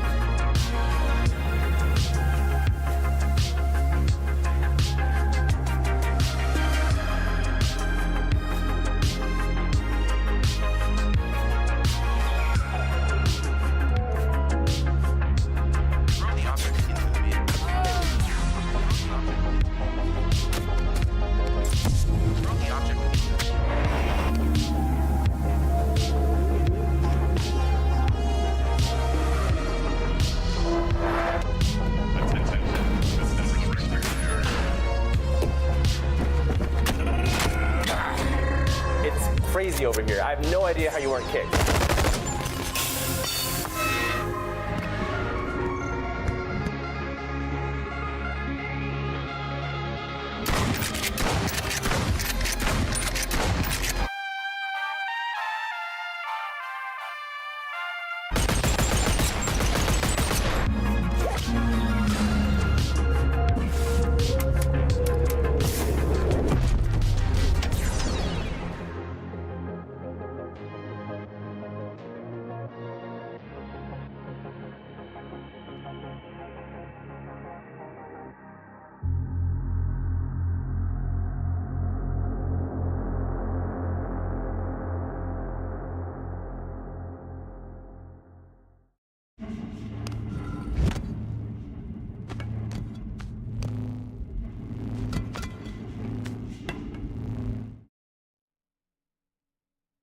PC VR exclusive Boneworks is now entirely playable on Quest thanks to this free Bonelab mod.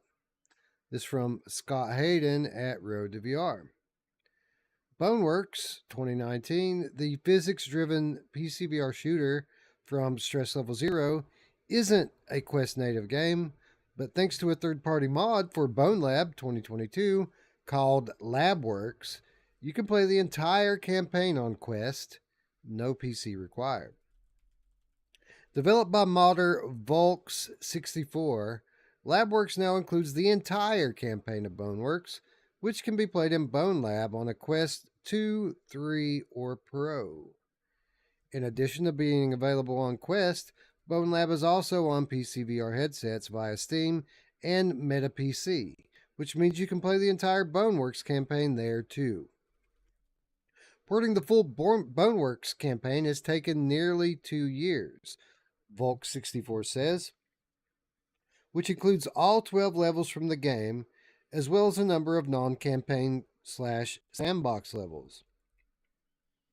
Notably, when we reviewed Boneworks back in 2019, it took us around 9 hours to complete the campaign, nearly double the size of the campaign in Bonelab, making for a sizable amount of gameplay for Bonelab players on Quest who are looking for a new challenge. If you need help installing LabWorks on either Quest or PC, there's a handy video guide from Volk64. In addition to the required downloads, there are also full instructions available on its mod.io page, where you can nab the admittedly very large mod.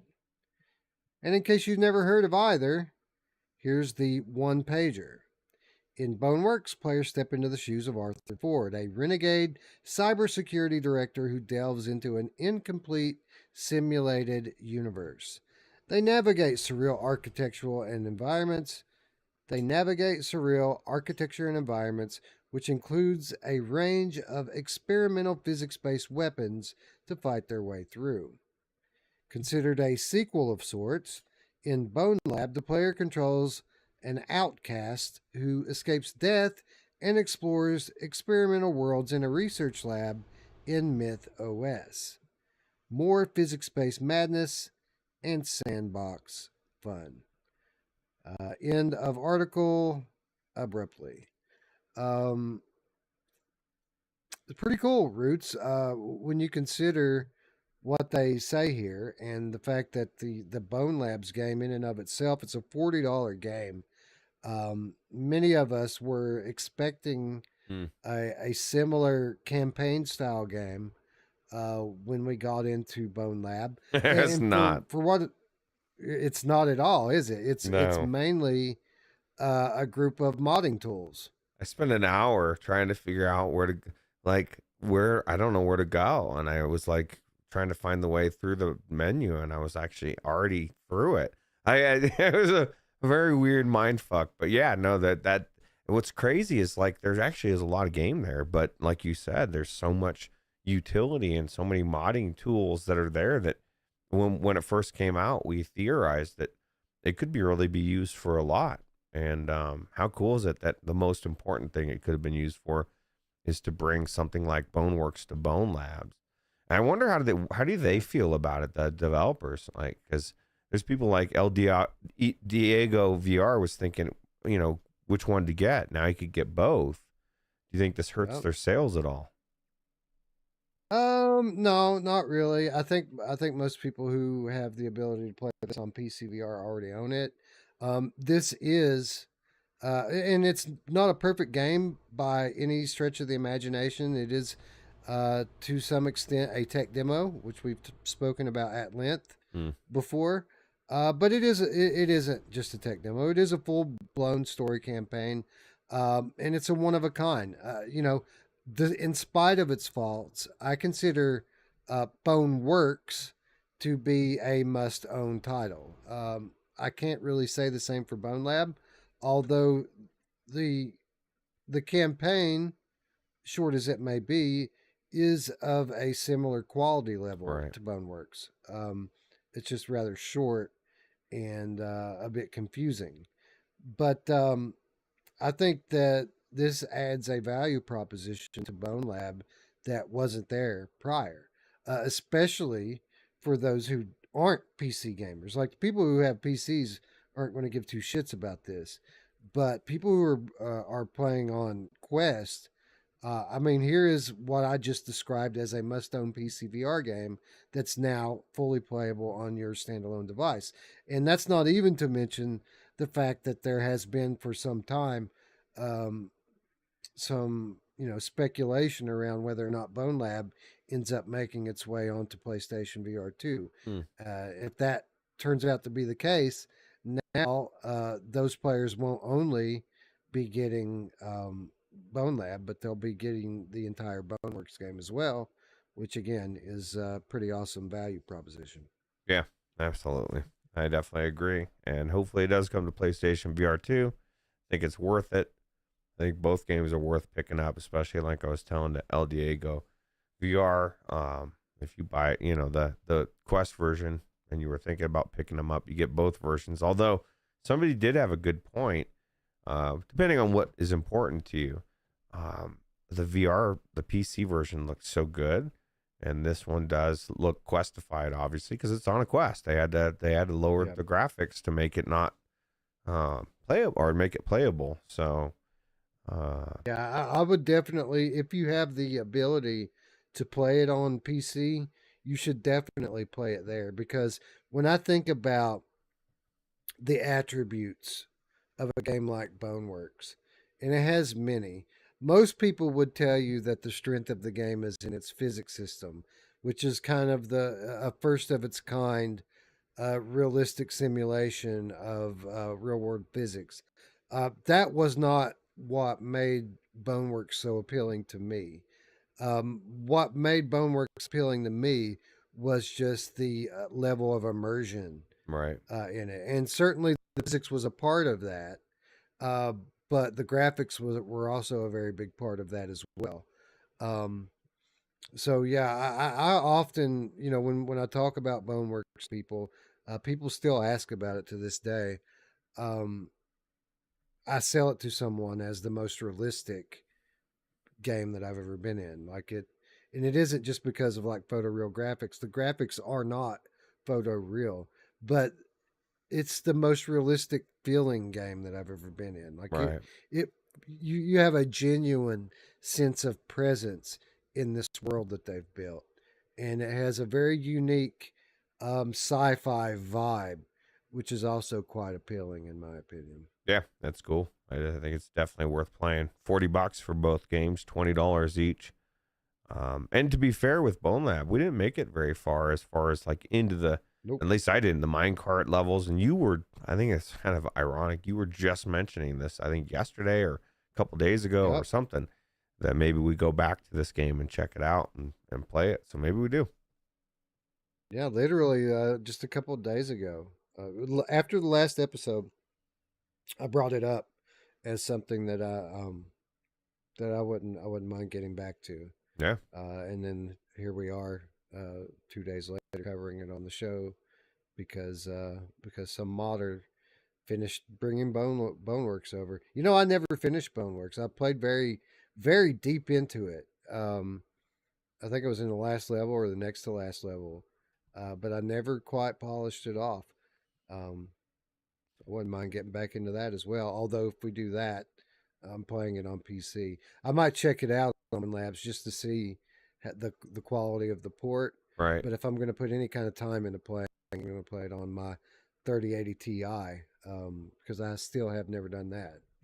What you do is you play it extensively on that, and then right before the show, you know, or an hour, a couple hours, or a day before, go into the Quest version, so you'll have a very good reference of the differences. Right, it'll still be fresh. Yeah, you know what? We could just do an episode on the two titles together and polish up Boneworks and play some of the Bonelab's campaign and check out the mod while we're at it, or just the mods in general. Not even just the Boneworks mod, but there's a good deal of Bonelab's original content that's available in there as well. Yeah, that's super cool. So yeah, if you're watching this and you're super like familiar with Bonelabs and the user created content in there, leave a comment down below if you have like a favorite mod or campaign or whatever for Bonelab. Let us know. Like, we're familiar somewhat with the Half-Life Alyx ones. They're all over the Steam Workshop page. But Bonelab, I think for a lot of us, we just played it when it came out, and then we moved away from it well before anybody had modded it, and never looked back. So I think that there's at least the potential here for a lot of good content to be kind of hiding from the general public in there. So if this is something that you're aware of, let us know. Let us know what we need to be checking out. Yeah, absolutely. Shapeshifter, the Amorphous Game Cat, Bonelab still sits on my to buy list. It might even be on sale. There's huge sales going on right now, Ruuts. Yes. Not only on Quest, but there's sales on PlayStation. Steam. I was going to tell you and MASH, I don't know if you picked it up or not, but you can pick up, and everybody, because I want to do this soon. This is one of the games we'd cover for UEVR mod. I think you may have already picked it up, but the Hot Wheels Unleashed, the first one, is on sale for like $5.99, and don't slum it with the $5.99 version. There's the $11.99 version that comes with all the DLC, which is some of the coolest part, the Batmobile. Is the sequel on sale? Because I looked at the sequel back when I picked up the original, and the sequel was like $50 or something crazy. I almost bet it is. And the only thing about the sequel, and this is the thing, it's anti-cheat, and so you'd have to do it. You couldn't do it online, but the only reason I haven't played the sequel yet is I want to play the full game. I've loved this game so much that I recommend the first one for sure, and the sequels, I'm assuming from what I hear in reviews, is just more of the same, right? But I'm looking at pinball. It right now. It's like the Pinball FX or something. The sequel is just more pinball. Yeah, no, it's definitely more tracks, more, but it's definitely really good. Hot Wheels Unleashed 2 is $50. It's not on sale. What the you son of a bitch. Oh, good point. Reaper with the tip of the day. The sequel is on PC Game Pass. Oh, well, there you go. Wait a minute. I read the second half of his statement now. This says, and I wasn't able to get it to work with UEVR. Bummer. Well, I'll tell you what. The first one, definitely pick it up if you don't have it. I'd love to have a community night where not only you, me, and MASH and D and anybody that wants to play race, it's just so much fun. So done so well. It's amazing. Well, I'll tell you what, I'll make a deal with you. I will submit to that, and we can play a community night of Hot Wheels Unleashed VR. But in return, I want a community night where we play Gran Turismo 7. Oh, dude, that's like, fuck, man. That's like somebody, like a kid. You're like, you can have ice cream if you can well, allow me to give you this candy too. And they're like, yeah, yeah, let's do it. You want to race? Let's race, homie. And then we can bring MASH in and do Galaxy Carts to wrap it all up. Yep. Yeah, for sure. Boom. Anyways, where were we? Oh yeah, Lab. So yeah, I would definitely watch for this title to be on sale. It is um it's a cross-buy title, so if you do happen to have a Oculus headset, you can pick it up on Quest and play it on Rift. You can pick it up on Rift, play it on Quest, and but if you have a PC, you likely already have Boneworks anyway, and you've already checked it out. So you know what they need to make in Bonelab's Roots? They need to make Duck Season. Oh, that would be cool. Yeah, duck season. I remember that game. That was cool. Yeah, my kids still love that game. Like they still ask me to play it all the time. Like, Dad, can we set up Duck Season? Like, because they're all like retro gamers, right? They love Right. like Nintendo games. Like my son was literally he brought a CRT TV home just a few days ago so that he could hook up his retro consoles to it, and he was in there playing Duck Hunt just today. Let me ask you this: does he know who John Riggs is? I know it's a dumb question, but He does. He he's does. got, He yeah. does. Well, if you're into that, he's the best channel for it, right? So, In my opinion, that is true. Yes. Anyway, we've talked and talked and talked about old VR games, Roots. Why don't we talk about a new VR game for a change?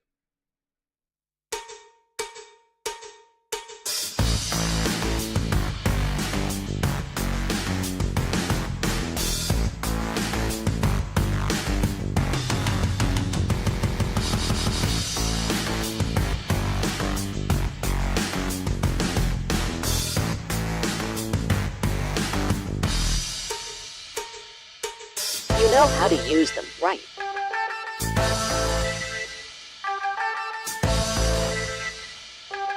Load it up.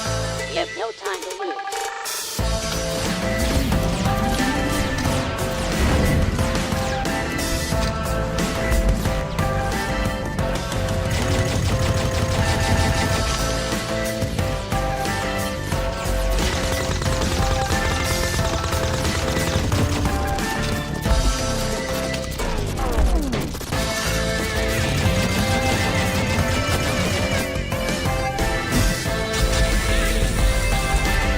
VR. I don't think we can get through that.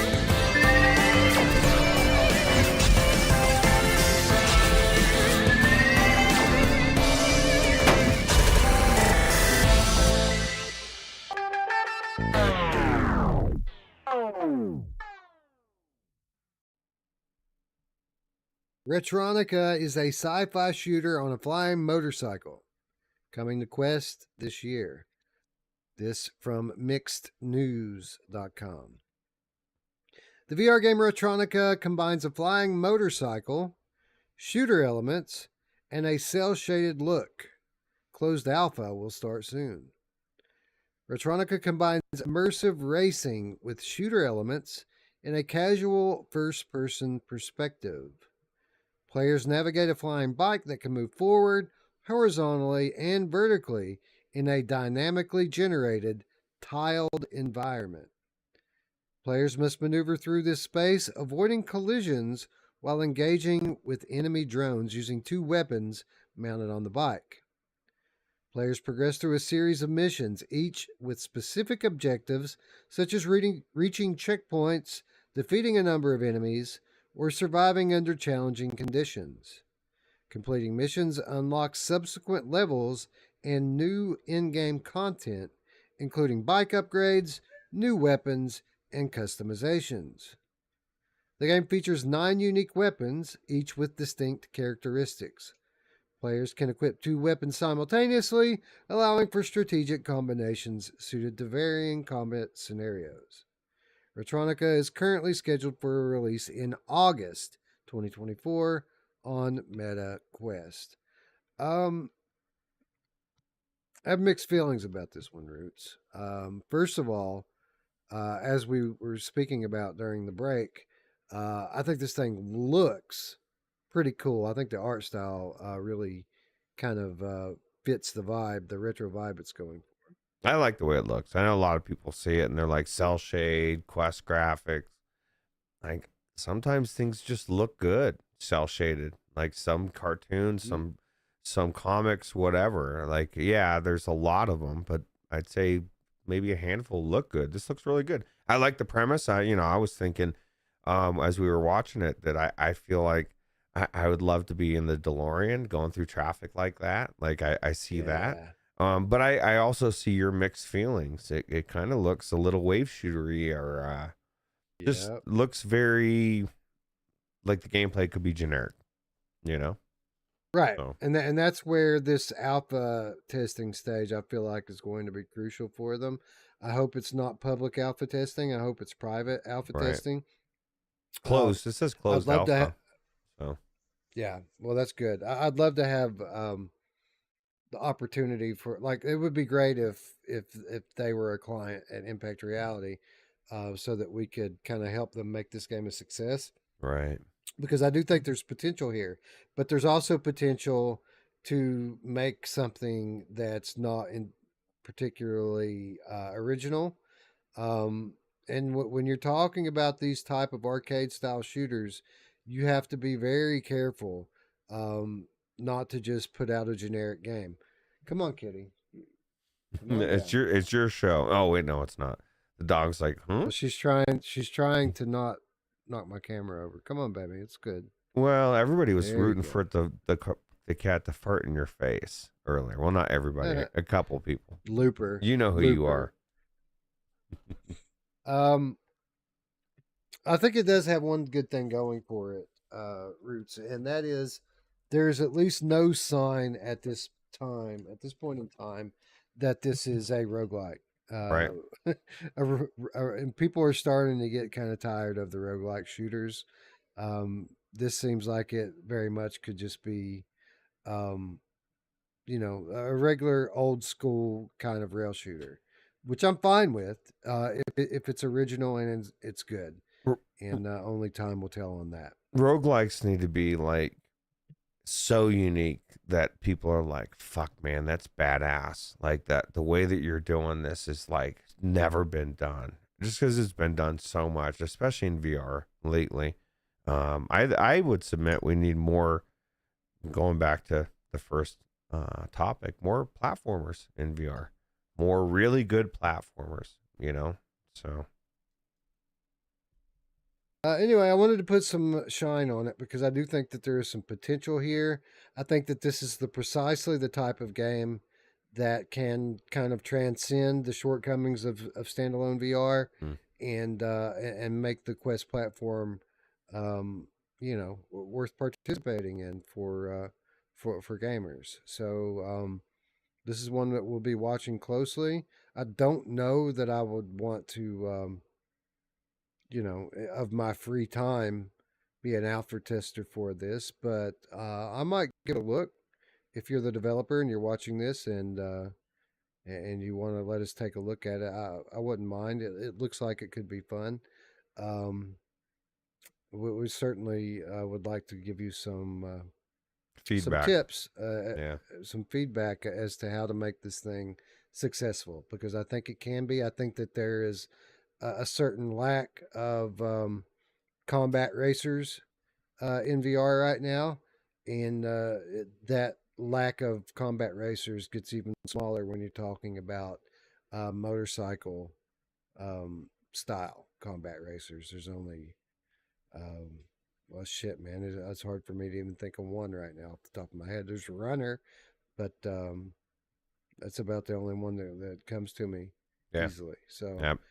Somebody said definitely room for these. I'm sorry. I was gonna say somebody in the chat said it looked like Runner. Oh, kind of. Well, there you go. So there's definitely room for more of these style of games. It's a favorite genre of like kind of PS2 and PS3 era gamers. So I think that there's definitely some potential here for these types of games in VR going forward. Yeah, absolutely. Looper the Underground Game Cat says it's best when roguelike is just like is a mode in a full game like Asgard's Wrath 2.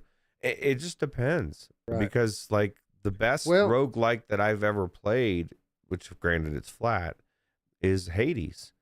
But it's because it's wrapped around a story, and Like, you know what I mean? There Eternal. has to be more than just gameplay, or else like it's not, these kind of games is not enough. It's like you have part of the equation. You have like 50, maybe 70% of what you need.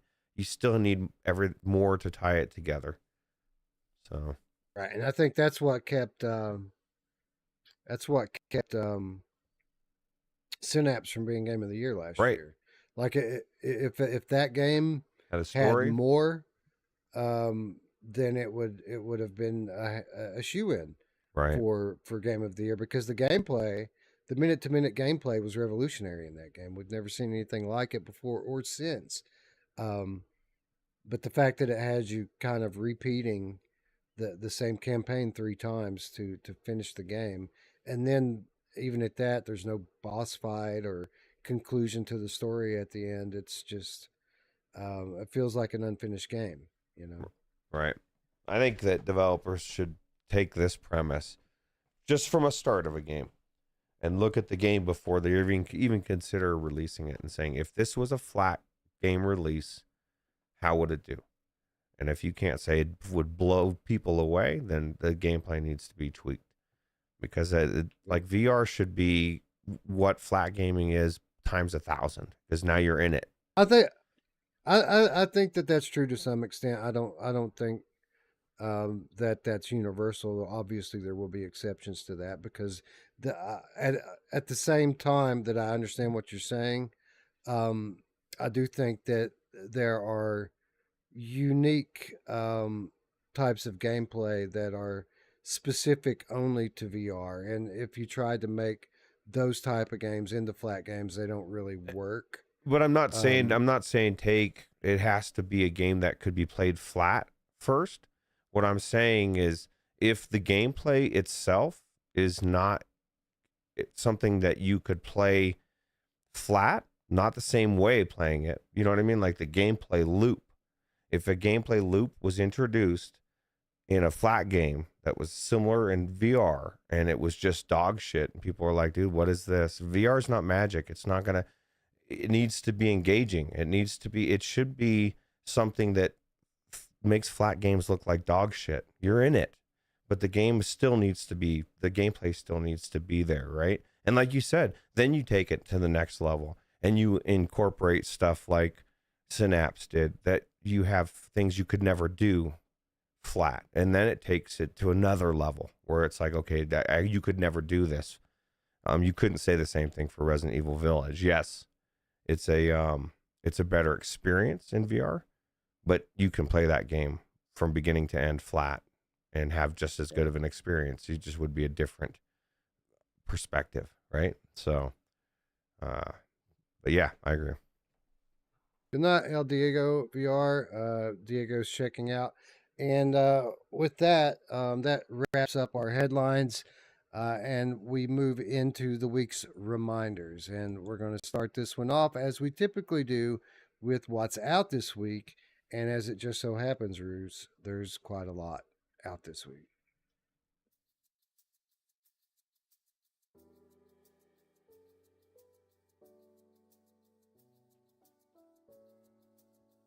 QuestCraft has been a project that, over the years, has shown me that community is everything.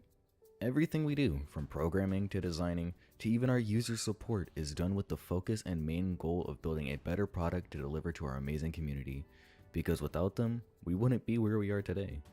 That's why with QuestCraft 5.0, we have gone above and beyond to deliver our most substantial update ever, further closing the gap between the PC and standalone 5Craft experience.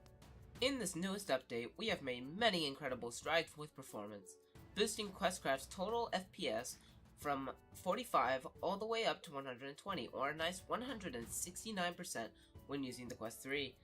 This update also brings many improvements to mod compatibility and resource utilization, meaning more mods and bigger worlds for you to explore.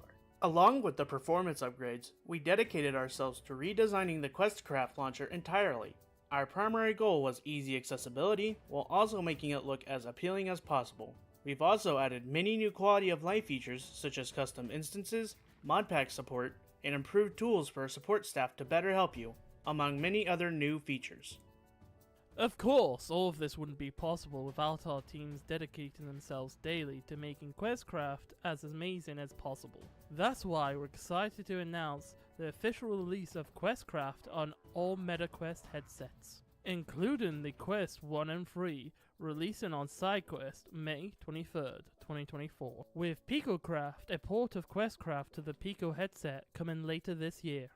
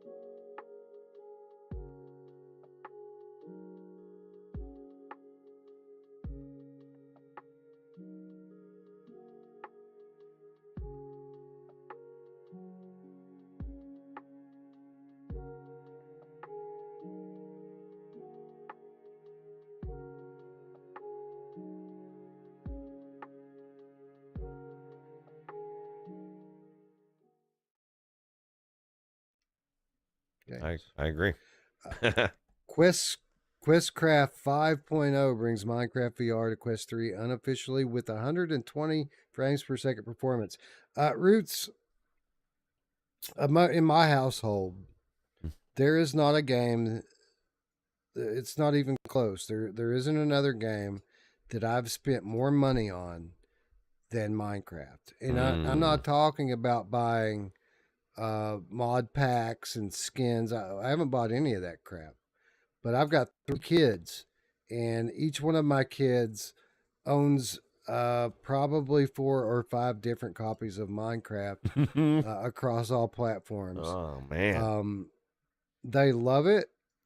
They were into playing it in VR for a little while, first on PlayStation, then on PC. Right. But for the last 1 to 2 years, they've pretty much played exclusively the Java edition on PC.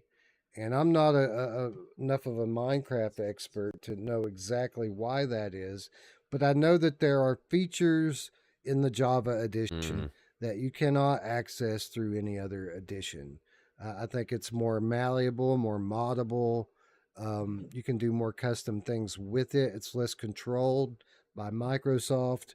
And I think that that's why not only them, but their friends as well, all play Java edition. That's why I found it so interesting today when I found out that this QuestCraft, which I have heard of before, I knew it was an unofficial Minecraft for Quest.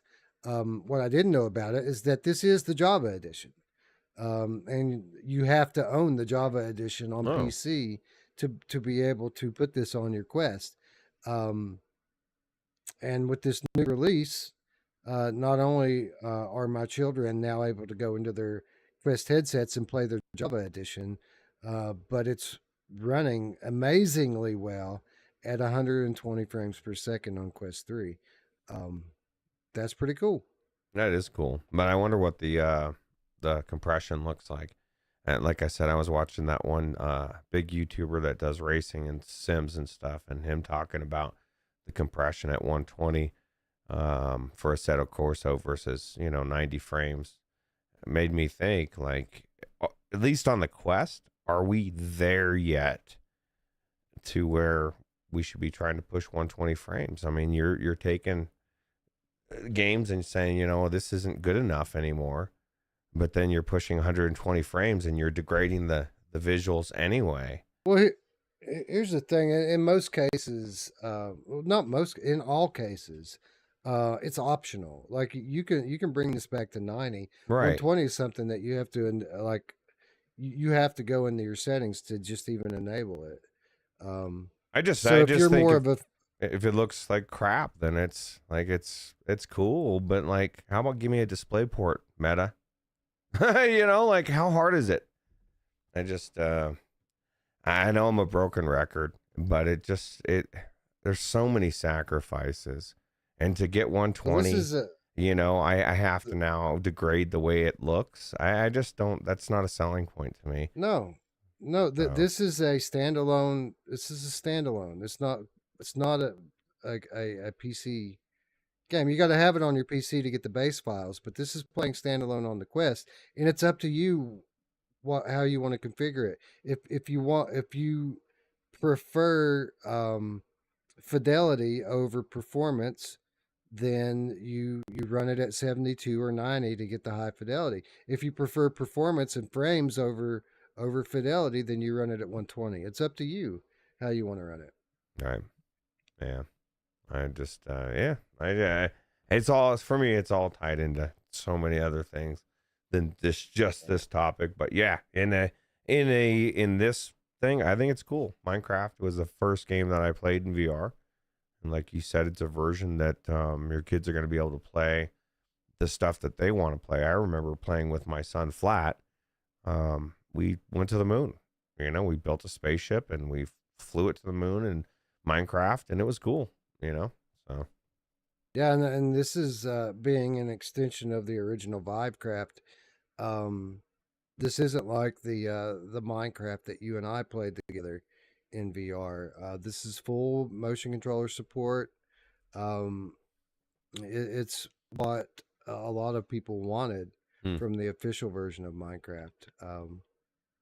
Again, available here for you want to say for free. It's not really free. You do have to buy the Bedrock edition of Minecraft from Microsoft. It's like $30. But the VR if version you own that on is your VR mods for free, or right, the mod's free. There you go. So yeah, pretty cool thing that's out this week for those of you out there who are into Minecraft. I'm going to be very interested to see how receptive my children are to this. Again, this is the version that they like to play, the Java edition, and all of their friends that they play with, they all have quests, and they all enjoy it. So it'll be interesting to see if they decide to move over now and play it the way. It'll be a good case experiment, right? Because a lot of people would say, yeah, it's no brainer. The only thing that's holding them out is the fact that they can't, like you said, they can't play the version they want to play.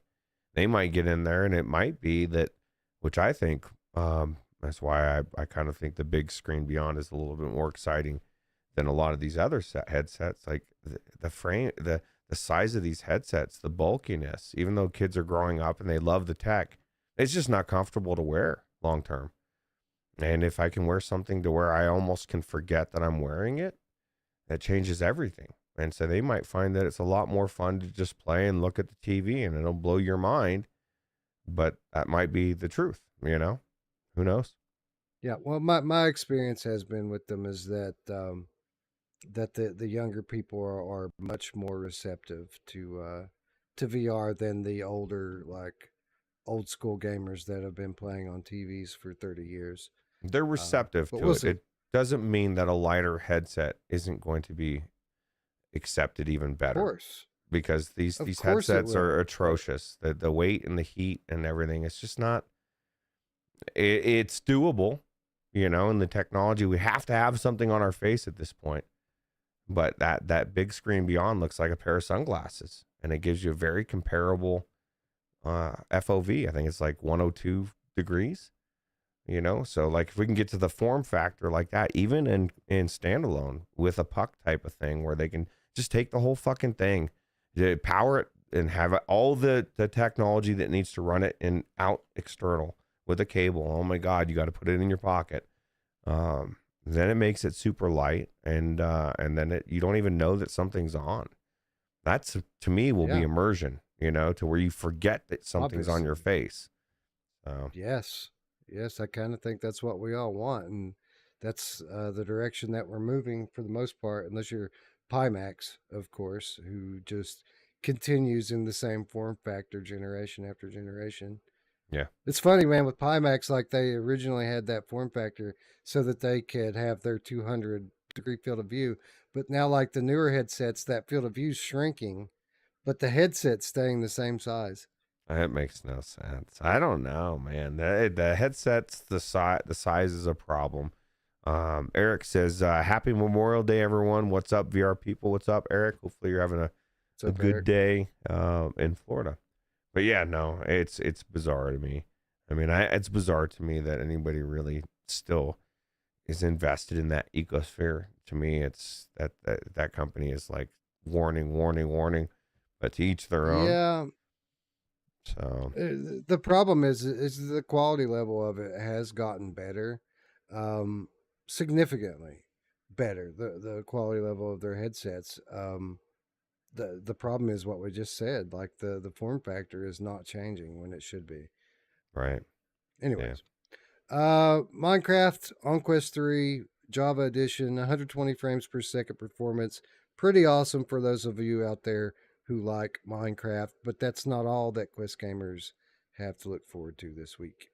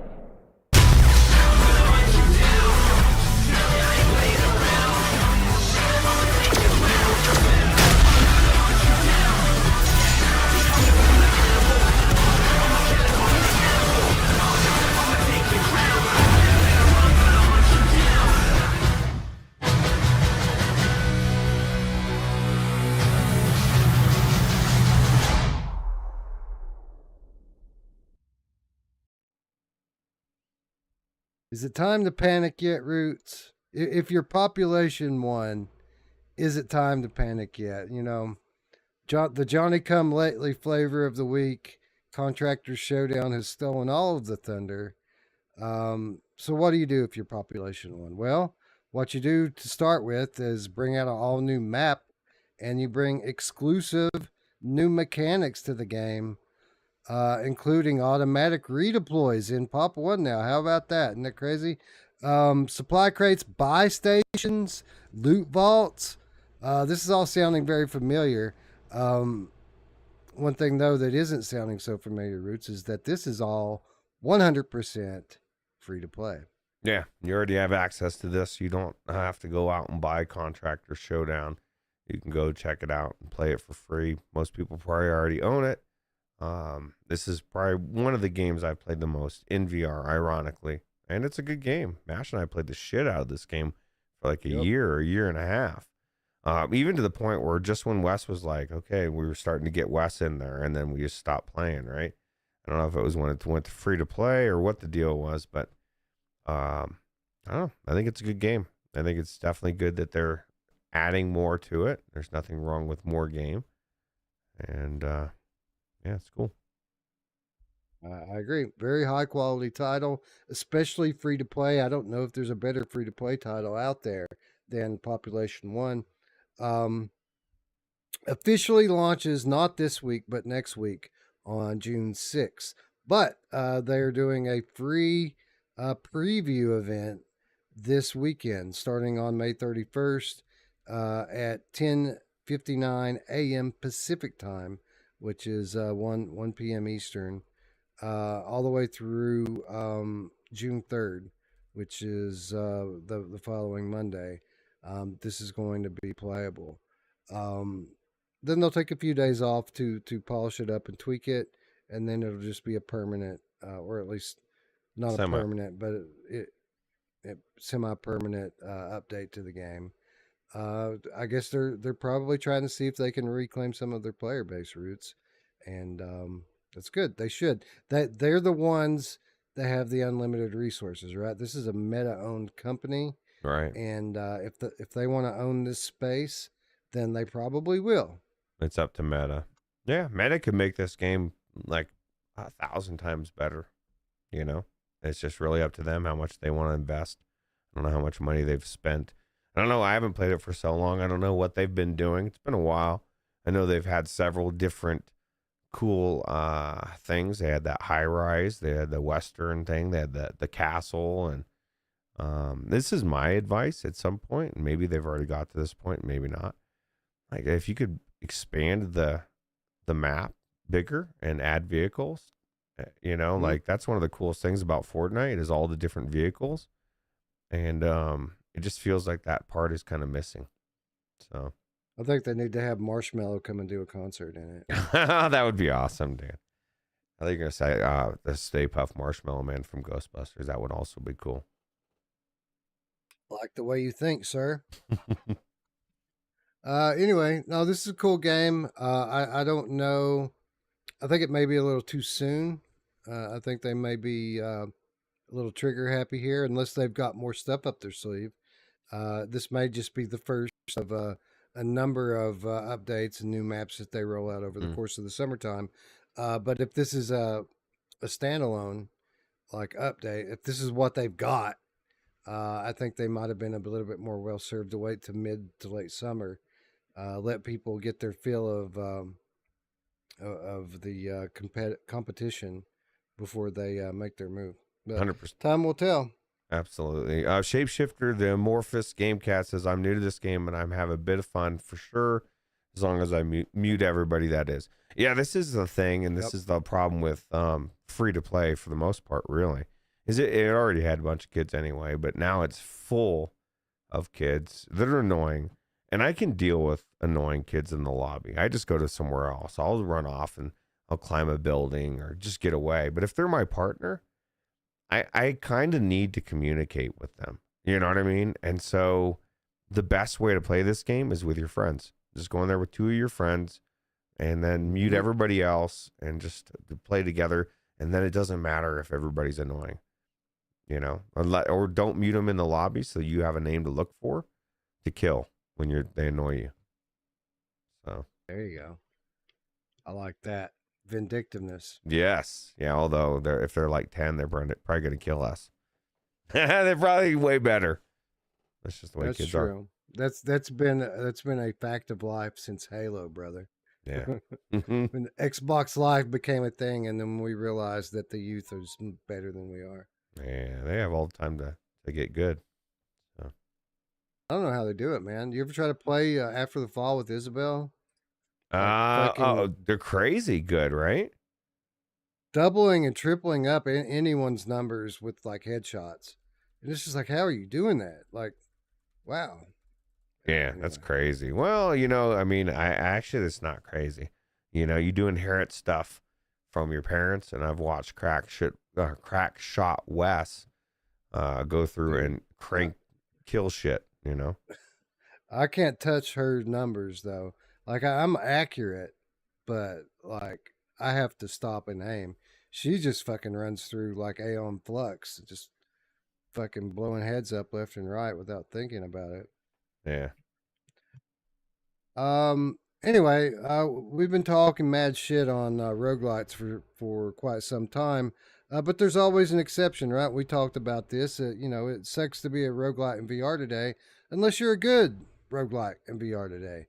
And apparently one of the very first good roguelite VR shooters is still being supported on MetaQuest, and that's pretty cool.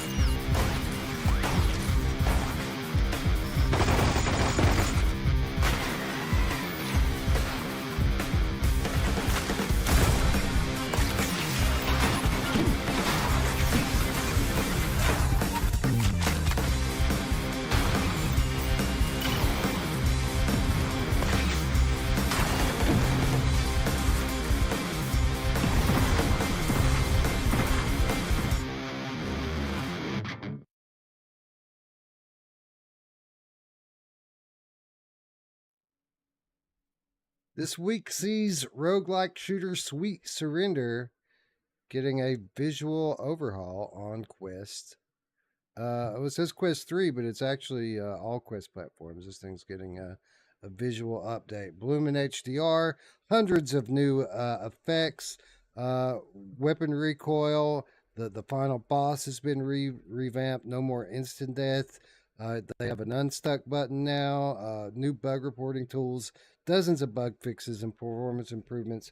Roots, this is a game that is very much under the radar, hidden gem for many of those that have joined during the latter parts of the Quest 2 generation. But for those of us who have been around for a while, we recognize and remember that this is one of the initial games that kind of kicked off the wave of roguelike arcade style shooters that people are starting to now kind of grow tired of. But this is one of the OG ones. It was a solid game even on launch, but what kind of has set this one apart from the legions of others is that this is a game that has gotten consistent support from the day it hit the store even till today, and this is just the latest evidence of a great studio that's supporting this game. Right. That's like I say all the time. Like you can, if you're paying attention to the world, you can see track records, right? This means a lot to me because the game was already good before when it came out, and they've added and fixed so much. It's going to be that much better, and I think it's super cool. Yeah, this is a very fun game. Again, a game I wish more people knew about because you don't hear it talked about a lot, but it's a really good, high quality game. And I mean, we said it recently when we were covering that Big Shots or whatever. Everything good that game had going for it is in this game, but this game has so much more going on for it than that game ever did.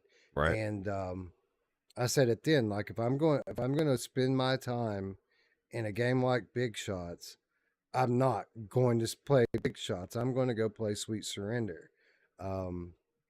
which is a game that not only gives you similar upgrade progression systems, but it gives you full-blown levels to play through instead of putting you in arena, and gives you branching paths, a ton of different weapons and items to make use of, and a game that's just generally fun to play minute to minute. Yeah, Looper says it's on PC too, and Tipsy Sonic says it's a lot of fun. Still hasn't beaten it as well. And Artful says I guess it came out 2021. So yeah, it's a 3-year-old game. They're continually working on it, and I don't know. It's all about integrity. Making a game is one thing, but delivering a product promised, and then also as a studio, like, what do you want to be remembered as or for, right? Do you want to be remembered for games that you dropped and walked away from and are broken, like fucking Gambit or something? Like, because that's all I can think of when I think of that studio now, which is a shame because there's other games they make. I would want to be remembered as one of the games that said, you know what, we put out a good game. It was well received. We made our money. We could have walked away, but we're making it even better. Because it's art. It's art. It's a work of art, like every project like this is. So I'd want to be remembered for being the first great VR porn game. Yes. Oh, dude, the best. I want dude, the best holodeck. You want the holodeck. That's what it is. That's right. I'm not thinking gaming. I think it's prawn. It's coming.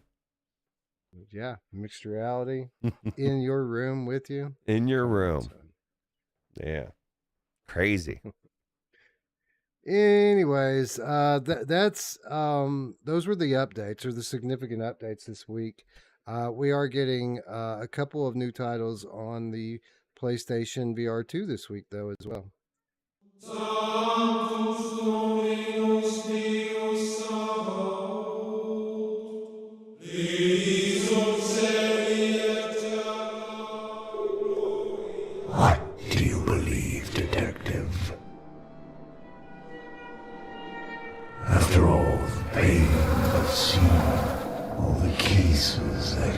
Druckmann.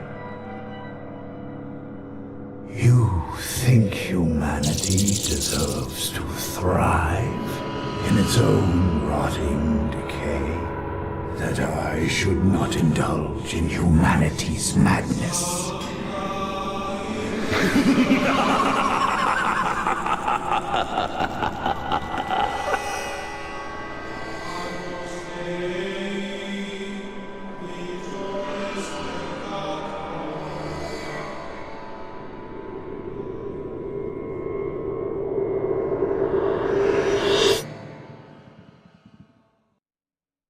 So even though that trailer there ended off by saying that this game was coming to PlayStation VR, don't be fooled, ladies and gentlemen. It is in fact coming to PlayStation VR 2 tomorrow. This is the Exorcist Legion VR Deluxe Edition with significant visual and quality of life upgrades, new haptics. Taking advantage of the PlayStation VR 2's specific features. And typically I'm skeptical of these types of re-releases, Ruuts, especially from Fun Train. But to be honest, this is following a pattern that we've seen across other platforms before. Initially, we saw the Deluxe Edition come to Steam VR as an exclusive, which made a lot of people upset because they wanted upgrades on their platforms as well. And it took some time, but eventually these upgrades came to every platform. We saw, we saw the PC version go up to 4K resolution, but not only that, we saw significant upgrades then come to the standalone Quest version, and even the original PlayStation VR, PSVR 1 version, got significant pro patches and updates to it. Now this game's coming to PlayStation VR 2 for the very first time, and I guess the goal here is to make full advantage of the new resources and features that are available. I have not yet played this, so I can't vouch for the quality of it. But I do have to say that this is one of the scarier horror games that I've ever played in VR. So I am looking forward to giving it a look. Yeah, absolutely. Could make it even better. It is an 8-year-old game. Hopefully, just all the extra graphics and everything that they're changing. And of course, the different platform. It will even make it better, right? And it is a new game for everybody on the PlayStation platform, right? They didn't get the first one, did they? On the PSVR 1, didn't get it. Yeah. Did it? Yeah. They got it, and it got upgraded. Like they got a visual upgrade on the PSVR 1. Okay. Well, my question would be, I guess it just depends on how much you like the game or horror. Would it be worth going back into for everybody that already owns it and you've already been into it? If you already know the ending and all that. I don't remember shit about it. As far as the game, so I remember this had some moments in it, man. One of my favorite horror games on Gen 1 VR, The Exorcist. How does it hold up next to like Blair Witch or Madison? Or granted, it's 8 years difference, but it doesn't. Both of those games are head and next level. Yeah, it's apples and it's not fair to put it up against it. But I was just curious. I'd say Blair Witch is a little bit closer with Madison, though, is kind of in a league of its own. So, yeah, it's not even close to that. I would put it along the lines of something like Paranormal Activity. If you'll remember Paranormal Activity VR, I kind of lumped this into a group with that. It's not a great horror game. It is a very good horror game. All right. Yeah. Cool. So... there you Magnum Gaming wants to know how long it is. It's not very long. You can play through it in like 2 to 3 hours, if I remember correctly. You know who else wants to know how long it is? My mom! Yeah, she does. It's not very long. This is a game that was initially sold as episodic. They were selling, I think, $6 levels to it, chapters, and they were like 30 to 45 minutes each, and there were 5 of them. And after the 5th chapter was finally released, then they started just bundling them together, and it's gotten to the point now where people forgot that originally this was a collection and not just a single title like it is now. That's true. Yeah, you guys getting the best of both worlds. Just kind of like the Star Wars, and like they're not having to wait for each individual episodic thing. And those studios learned a lesson. You know, people don't really want episodic shit. We really don't. I don't anyway. Just give me a full-fledged game. You know, at least back then when people tried shit like this, they priced it appropriately. Right. Now it seems like people want to fucking charge $15 and $20 for every fucking episode of this shit, and it's just not fair. It's not worth it. That's not worth it. Anyway, as we wrap up what's out this week, we do have an actual new title coming to PlayStation VR 2 as well. Rated T for teen. このちょっと傷んで危うい匂いのするマグロをぶつけますよ。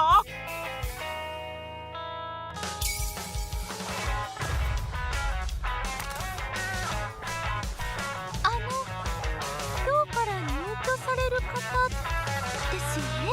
ちょっとそこのあんたたち、私のウィッグコレクションを返しなさい。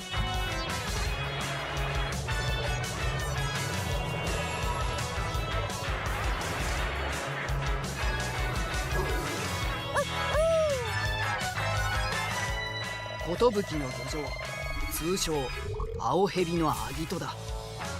あんただな、カモメギャング団の縄張りを荒らしてるよそ者ってのは。クソ、はっしゃてめえ。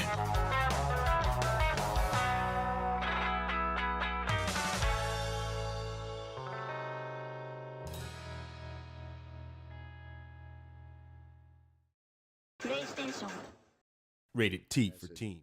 To prepare it. Sushi Ben. VR manga adventure Sushi Ben arrives this week on PSVR 2. Roots, this is a game that was announced forever ago. I don't know if it's still the case, but at one time, In Dreams was a publisher of this game on other platforms. I think it did eventually come to other platforms, and it's just now kind of rounding the bend and finally making its way over to the PlayStation platform. It's on Quest. I don't know what to think about this, man. It's on Quest now and Viveport, and it's coming to Steam later this year. There you go. So, in a non-VR mode? Oh, it also includes a non-VR mode. Okay. Yeah, that's right. That's cool. Yeah, that's right. Yeah, it's one of those rare instances where we have an anime game that doesn't cost $50 and $60. This one seems to be a bit more lighthearted and less serious than some of the other ones that we've seen on VR platforms before. Cartoony, maybe some lighthearted fun going on here. Activities like fishing, bug catching, dog walking, ghost hunting. Oh. And on PSVR 2, they are promising enhanced visuals and haptic feedback. You don't even need Phasmophobia on PSVR 2 anymore. You got ghost hunting and sushi men and fishing. Agreed. So I don't know. Could be good. They've certainly been working on it long enough. Wow. I'll tell you what. I remember I was going to say, Looper said he played it on Viveport. It's surprisingly decent. Yeah, I was about to say our good friend Jimmy, who used to work at M Dreams, he was excited about this one coming on the PlayStation VR. He kept alluding to how cool it was going to be and how he couldn't wait for us to try it. So, oh, cool. Maybe it's good. Yeah, Artful says it's a known name and has a good length story. So yeah, I mean this is the thing. I mean, as long as it's good. I'm not big into anime, but that doesn't matter. I'm one person in a sea of a lot of VR players. So maybe it's not made for me. Maybe it's cool and funny enough and quirky enough that I think this is really cool. you know. So yeah, it looks cool. Well, we'll see. I don't think that we're going to do a specific episode on it. But you know what? What's coming up next week, Roots, is Game of the Month. Oh. And this is in our library. Oh, nice. So well, there you go. Well, another we'll give it reason a look for that. Another reason to actually get into the PSVR 2 headset. That's what I use it for. Is for the show. It's like I'll check out Sushi Ben, and Prentice Summer Scale says 8 out of 10 without parole review incoming. There you go. Do you agree with that? I wouldn't be shocked. Brian sometimes likes these sorts of games, so we'll see. It looks like it could be pretty cool, pretty funny. So, Looper says Game of the Month in a week from now. I'd say that's likely. Roots, I think that we've kind of gotten used to doing Game of the Month in place of numbered episodes. Am I right about that? Right. Yeah. Yeah, absolutely. I think we should do it. And then that way it's on a Monday afternoon and we have more time to check out the games and, Right. Space I think it that's out. why we decided to switch to doing them on Mondays, is so that we could have an extra day to prepare for them, because they do take a little extra time to check out the lineup. So I would say that that's a 95% likely scenario, Looper, that we're going to be doing Game of the Week next Monday, or Game of the Month rather. Anyways, we move along to some viewer comments as Roots rejoins us here. Moving along to some viewer comments. Starting with, I gotta make this big, it's too small for me to read. With the VR Resistance. The VR Resistance says, I agree with Wes. Well, obviously VR Wait. Resistance knows what he's talking about. He does. I don't even know what the topic is, and he knows. I agree. VR Resistance says, no matter what game you throw at them, most flatties will want to be stuck in the past. I mean, PSVR 2 launched with GT7, arguably the best car game ever, has 2 Resident Evils, and people still say it isn't worth it. Also, I am one of those whose first VR headset is PSVR 2. All 3 of those games are very niche games. Like, there's so many people that don't race, and there's a lot of people that don't like horror. What I'm saying, what I would think it would be amazing is if they would have focused on platformers, or like even that Crash Bandicoot 4 that I've been playing, something that everybody knows, a main, like, legit game. And I don't know if Crash Bandicoot would do it, but like even that's niche, right? Like they kind of need something that's universal that everybody plays. So anyway. I think that VR Resistance here is kind of conflating a few different things that I said and maybe misrepresenting it a little bit. I agree with the general sentiment, though. I think what the main gist of what he's trying to agree with me with is what I said last time we were on the air, and I think we kind of alluded to it a little bit earlier today as well, where I don't think that winning over seasoned flat gamers is necessarily going to be the thing that gets VR into the mainstream. Right. I think that it's going to take longer than that. I think it's going to take the youth growing up to become, active members of the workforce and having their own spending money. Because I do think that there are a steadfast group of traditional gamers out there that just don't want VR. And Right. It doesn't matter if we bring their favorite game over or not. Do you know why though? Yeah, because they're comfortable. They don't. That's they one like reason. their thing already. They like their thing already. There's one reason, but because everybody in the VR field needs to change the game. They need to make touch controls and they need to, everything's got to be VRified. Instead of treating this, which it kind of is, as a monitor and putting you in the game like World of Warcraft with my keyboard, mouse, or whatever, everybody is forcing something else on people. They just want to play the game they've always played, the way they've always played it. And yes, there are a good chunk of people that don't want to be in a headset. But if you could put them in Call of Duty and you could let them play, like Todd is fucking phenomenal with at Call of Duty flat. Now he's probably good VR, but he's really good flat. Those level of gamers, if they could go in and they could be immersed in the game and still own and still play the game like they've always done, they would do it. You have a better chance of pulling them in, but people won't let them because it's got to be VRified. It's got to be built from the ground up. It's got to be touched. It's got to be first person. It's got to be this. Just leave the game alone and just let them play it the way they've always played it. We'd have a better chance of pulling them in. And I'll say this, I agree with everything you're saying too at the same time, Wes. I'm not disagreeing. So yeah, and I agree with what you're saying. We would definitely get more people in if we made the transition a little easier for them. My point is that there is a significant amount of people that if you brought the game in exactly, they still wouldn't put it in the headset. Yeah, they just don't want to. They don't want to play it on the headset.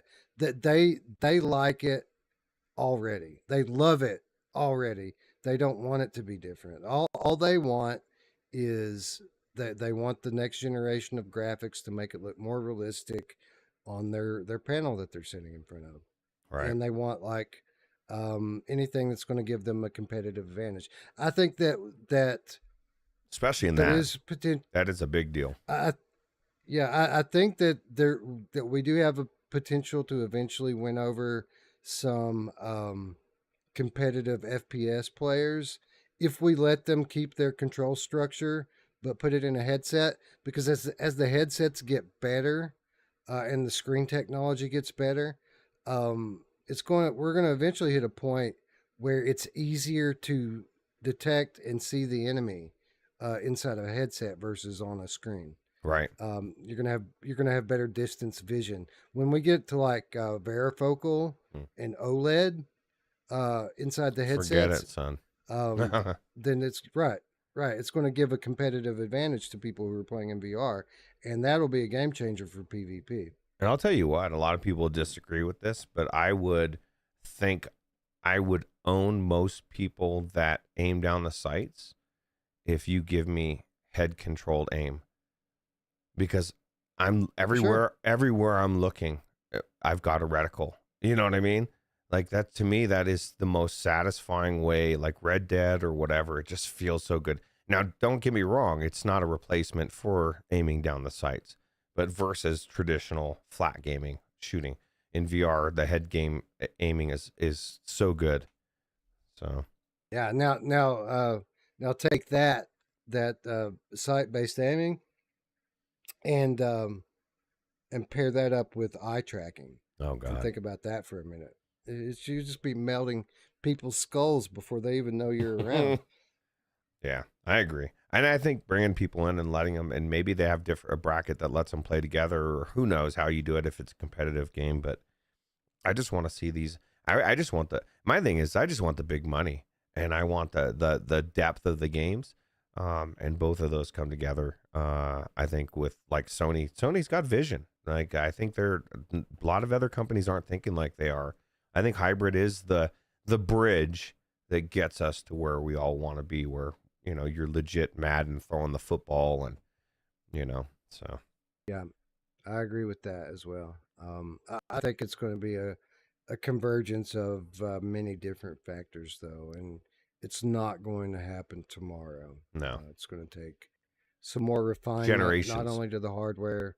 Yeah, it's going to take some more refinement to the hardware and the games. It's going to take some maturing of the player base and some just general evolution of technology in the mainstream before people are ready to let go of the last generation. Yeah, I agree. Mark Smith 1535 says Dying Light is so damn fun. Did you get the DLC? I believe that's when you can drive vehicles. I think we did get the DLC, didn't we, Ruuts? Yeah. I told you to pick up the DLC because it's only a few bucks worth, and it's worth it. Yeah, the DLC is cool. It's got I can't remember what the name of the DLC was, but it has the Doom buggies and other stuff. Extra weapons. The game in general is been around for what, 8 years or 6 years? I think it's 8 years. Yeah. So it's pretty cheap. You can get it cheap, and it's amazing. 9 even. Yeah. Oh yeah, that's crazy. So it's definitely worth playing through, I think. And if you got a computer that can do it, and you've got some VR legs, because it will test them at first, right? So yeah. Well, I mean, you just have to get used to kind of closing your eyes for the cinematics. That's really what gets you. The gameplay's fine. It's when the HUD locks to your vision when things start feeling weird. that's why we need maybe the Alien Isolation mod person, or somebody that knows what they're doing. Just a Dying Light mod. Just take what they've got existing and fine tune it. It could be like the best game ever. So yeah, it's already so good. Like, I was thinking about playing it all day yesterday, and I was literally about to tag you guys up and invite you into another session yesterday when my power went out. My power was out like all fucking day yesterday, so I didn't get a chance to get back in it. But I was all down for it, man, to spend a significant portion of Sunday bashing zombie skulls. Well, I'm down to go in. Like I said, it's one of the games that I've got hundreds of hours. I love it. Yeah, it's really good. I highly recommend it for you PCVR gamers out there. Big Daddy Dan says, "Hi guys, great video. I just wanted to let everyone know that there is a mod that fixes the UI HUD in Dying Light." Oh God, I thought he was reading our mind. Dr. Greg VR has a link to the mod in his tutorial video here on YouTube. I hope everyone has a great day. So there you go, Roots. So the HUD actually it fits perfectly if you don't change any of the graphics settings from the main menu. After you get in the game, you can switch off the VSync, and your HUD will stay perfectly fine, and the game looks good too. It was only when I started switching things in the main menu that the HUD grew to some ungodly size where the sides got cut off by my field of view. I'm going to Dr. Greg's video. I want to crank my graphics, and I want to see the HUD. There you go. I think that's the solution. We should give it a try. Yeah, I think so too. I think we definitely need to get back in there, and it's just such a good game. Definitely, the story is really good too. So, Mark Smith once again gives a timestamp here and says, "I really enjoyed Watch Dogs. I only played the first game though, but I did play it through to the end. Oh, it was a good-sized world, and I had fun setting up the hacks. It's been a long time since I played, so I'd be interested to see what it's like today."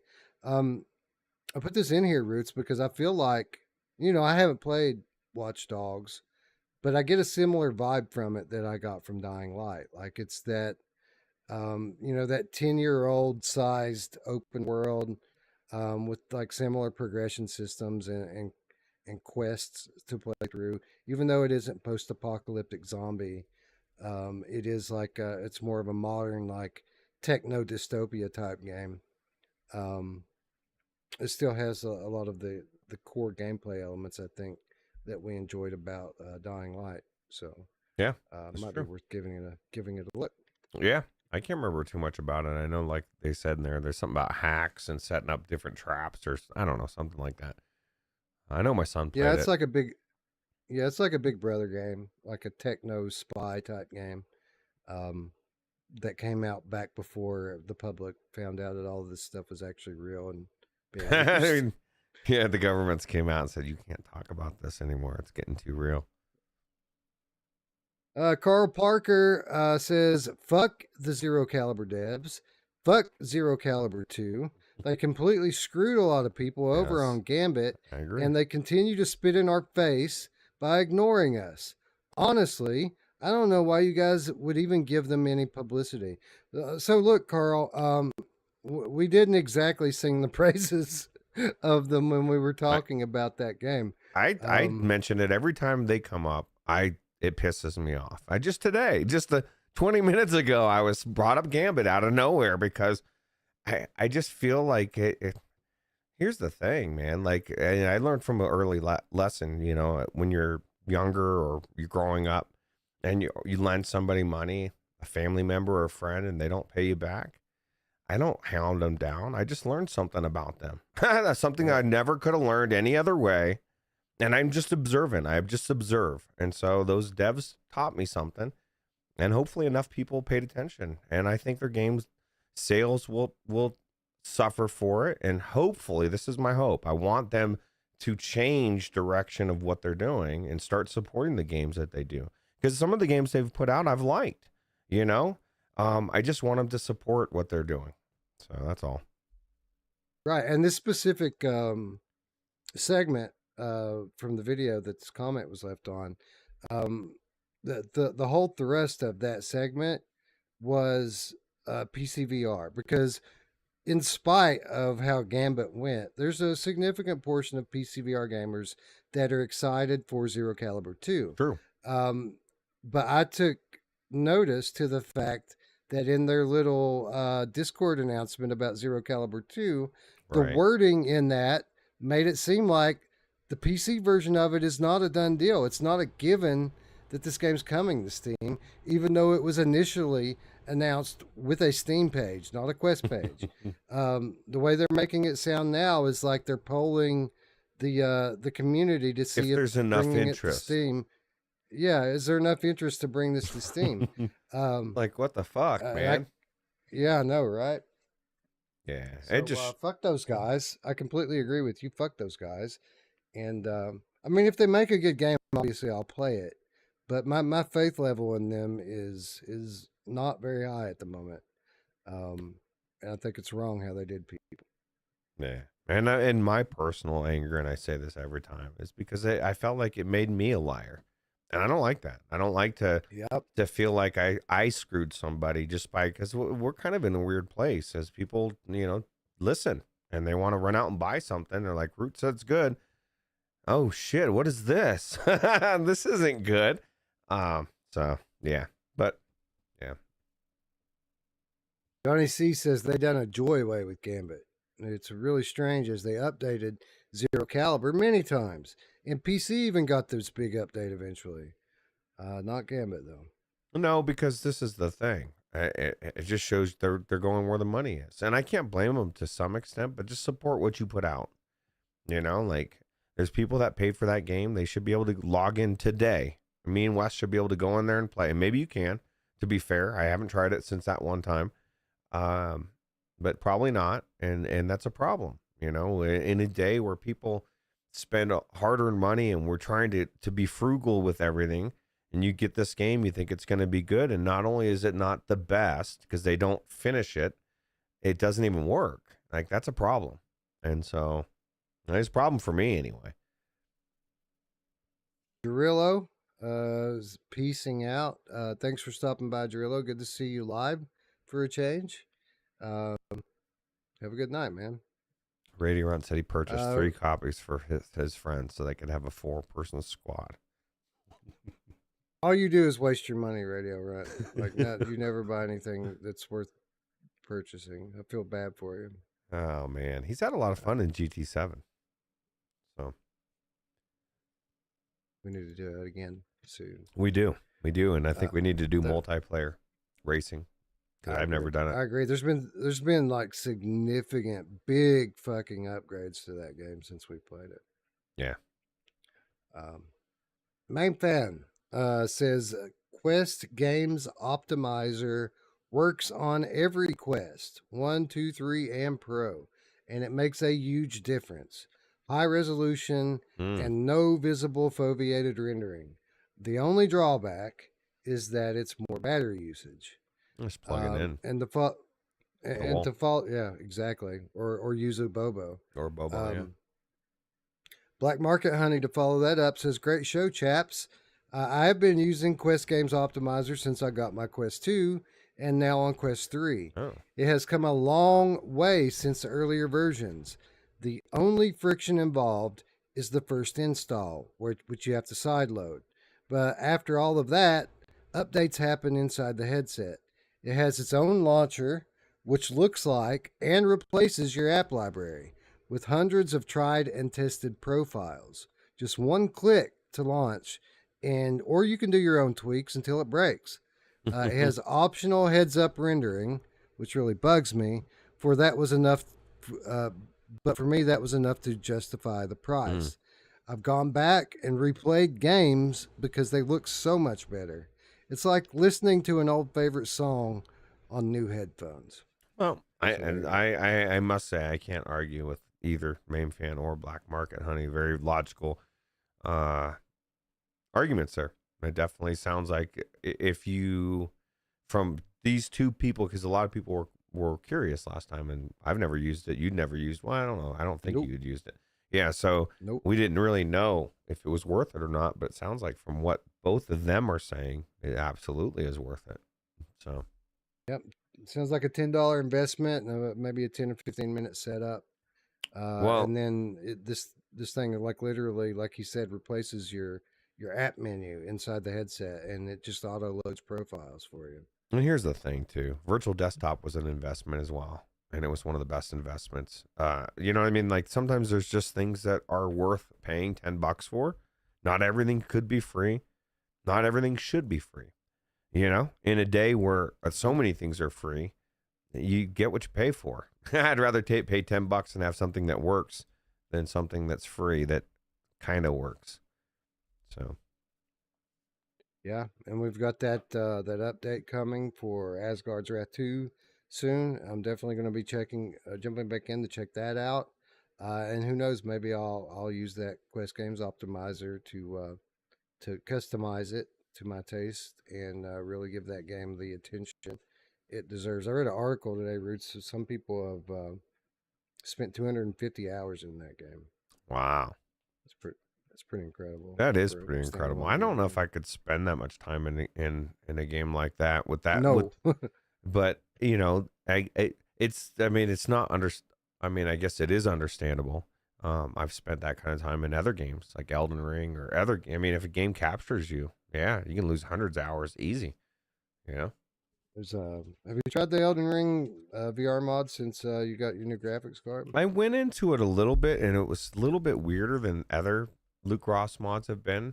And I don't know if there was something I needed to tweak, but it just didn't look like I remembered it being like really good. And I can't remember I went into something else recently before that made me want to go into Elden Ring. And I thought, because I think it was Void or somebody had asked, hey, have you been into Elden Ring? I thought I would go and check it out. I think Dying Light looked better sharpness wise and everything. Not that it looked bad, but it just but yeah, no, that game is one of the best exploration action games. And I hate melee, and that's what I liked the best about it was their melee. So it can be, if it's done right. I might need to put that one on the 5080 list as well. I've been kind of curious about it lately, and it's about to get a significant story DLC. It's about to drop for it. I think you would if it was something that you had dialed in and was running really well, you could lose yourself in it just because it's your type of game in a lot of ways, you know, and it's hard. It's those type of games are not hard. I like that aspect of it, like the challenge of it and the exploration and the size of the world. All of that sounds great to me. I'm a little bit afraid of the level of detail in it. I think like it might be a little too much for me.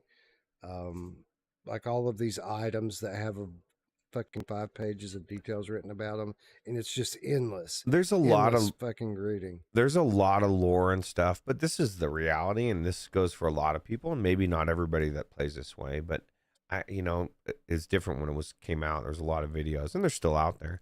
A lot of builds, like a lot of, like I did a bleed build that was really cool that, things like multiplied and stacked, but somebody went through and figured out all these different things, and then they tell you, okay, this is the gear you want, and they'll walk you through where to get it and all sorts of stuff. And you can be as vague or as much as you want. You can just find out, okay, this is kind of where it is and try to go find it.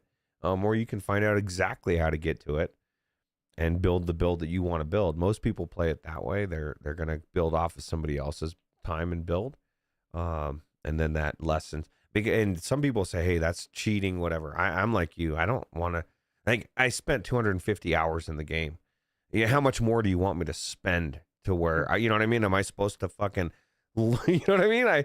I can justify going and getting those videos because it's not like once you have the gear, it just makes you now you have this cool build, and I don't know, that's just cool.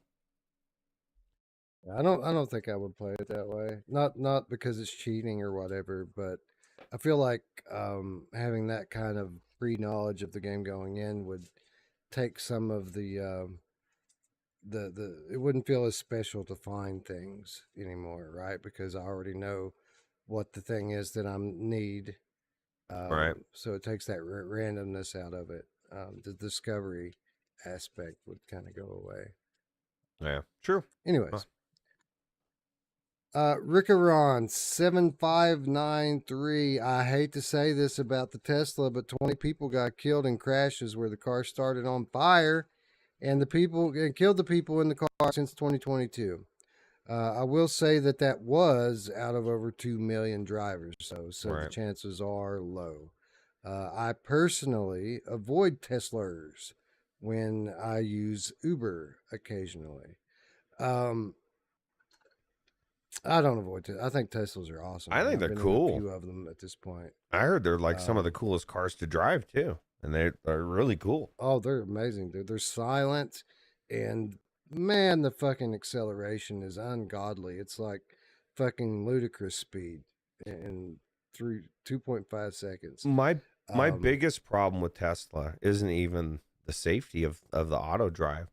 Ironically, you know, I just was reading an article that was saying that there's 8 or 9 states now this summer and are in threat throughout the summer of rolling brownouts, you know, because we're becoming a third world country and we can't, you know, keep our power on. So why are we like forcing electric cars onto the grid that we can't even like it logically when you step back, it doesn't make sense. And then there's so many other reasons. But my point was the automatic driving is not there yet. You know what I mean? Like, it's cool. I just don't think it's safe to use it the way most people do. But that's just my opinion. My whole thing was to give Jasmine a hard time because she literally after it fucked up one time, and you know, Eric wanted to blame it on California, and it very well could have been that it was in California. That wasn't my point. My point was no matter why it fucked up, that'd be it. When it fucked up, that's it, right? Because we were going fucking 85 miles an hour on a fucking freeway, you know. It doesn't take much to kill you at that point. Right. But really, I was just doing it in case Jasmine ever saw it. I wanted to give her a hard time about it. And I agree with what you're saying about the power supply. But I don't really look at that as a problem with the EV industry so much as a problem of us not fucking modernizing our power grid. Like, this should have been done 20 years ago. Well, absolutely. Done. But this is the thing. This is the problem with everything that's happening is we're jumping around and we're jumping steps. Like, I thought the hybrid cars were amazing. You know, you have a car that uses less gas, charges itself, doesn't need a charging station, isn't charging on the grid. Like, there's no maintenance to it. There's none of that weirdness, right? And so you get to a point where you build that infrastructure, and when it's time, you move everything over. You don't move it when you're talking about rolling brownouts. That's not the time to start forcing regulation, making people get rid of cars. Like, it makes no sense. You know what I mean? Even if you believe that the planet's in danger of climate change or whatever, let's fucking do the right approach. Let's fix it right. This isn't gonna. I can't stand illogical things that aren't going. I can see where it's not leading to a good place, but we're just still barreling along. It's crazy to me.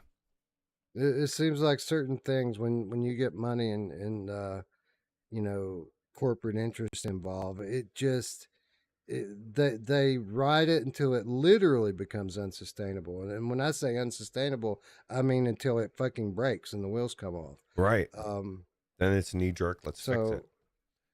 Yeah, our power grid needs to be fucking updated and protected against, if nothing else, potential acts of God and natural phenomena.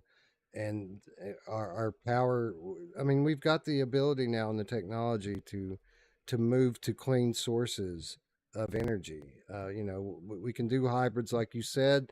We can continue to increase ethanol in the fuel. We can move to hydrogen cell technology. I mean, there's so much that we could do. But, the oil money kind of has control of that whole process right now. And as long as we allow that, nothing's going to change. Well, and that's the problem. I agree. It is the oil to some extent, but like the oil is getting squeezed out when there's no solution. There's no viable solution. And so like that's my problem with it. I'm all for getting rid of the oil and pollution and everything. If we have let's find a solution that's going to transfer over everything. But yeah, it's just crazy. I just feel like we're in cuckoo land. So. Yep, topsy-turvy world, 100%. That's right. And to round out viewer comments, we have Jonathan, who says, I love the San Diego trip story. Wes in the World would be an amazing podcast series. Oh, yeah. Just him cutting about doing things and seeing people and places. I'm all for it. Roots, why don't we let's set up a GoFundMe. You can travel the world. So, the only caveat is he needs to be able to take his wife because she's going to want to travel with. And yeah, I think that's a good idea. I was going to say you and me, bro. You and me. Oh, and spicy food too. We go to all the spicy places. We let the people pay for it and choose where we go. Yeah, that'd be cool. The only caveat is that it has to be in the United States, continental, and it's 48. got to be United. No, just kidding.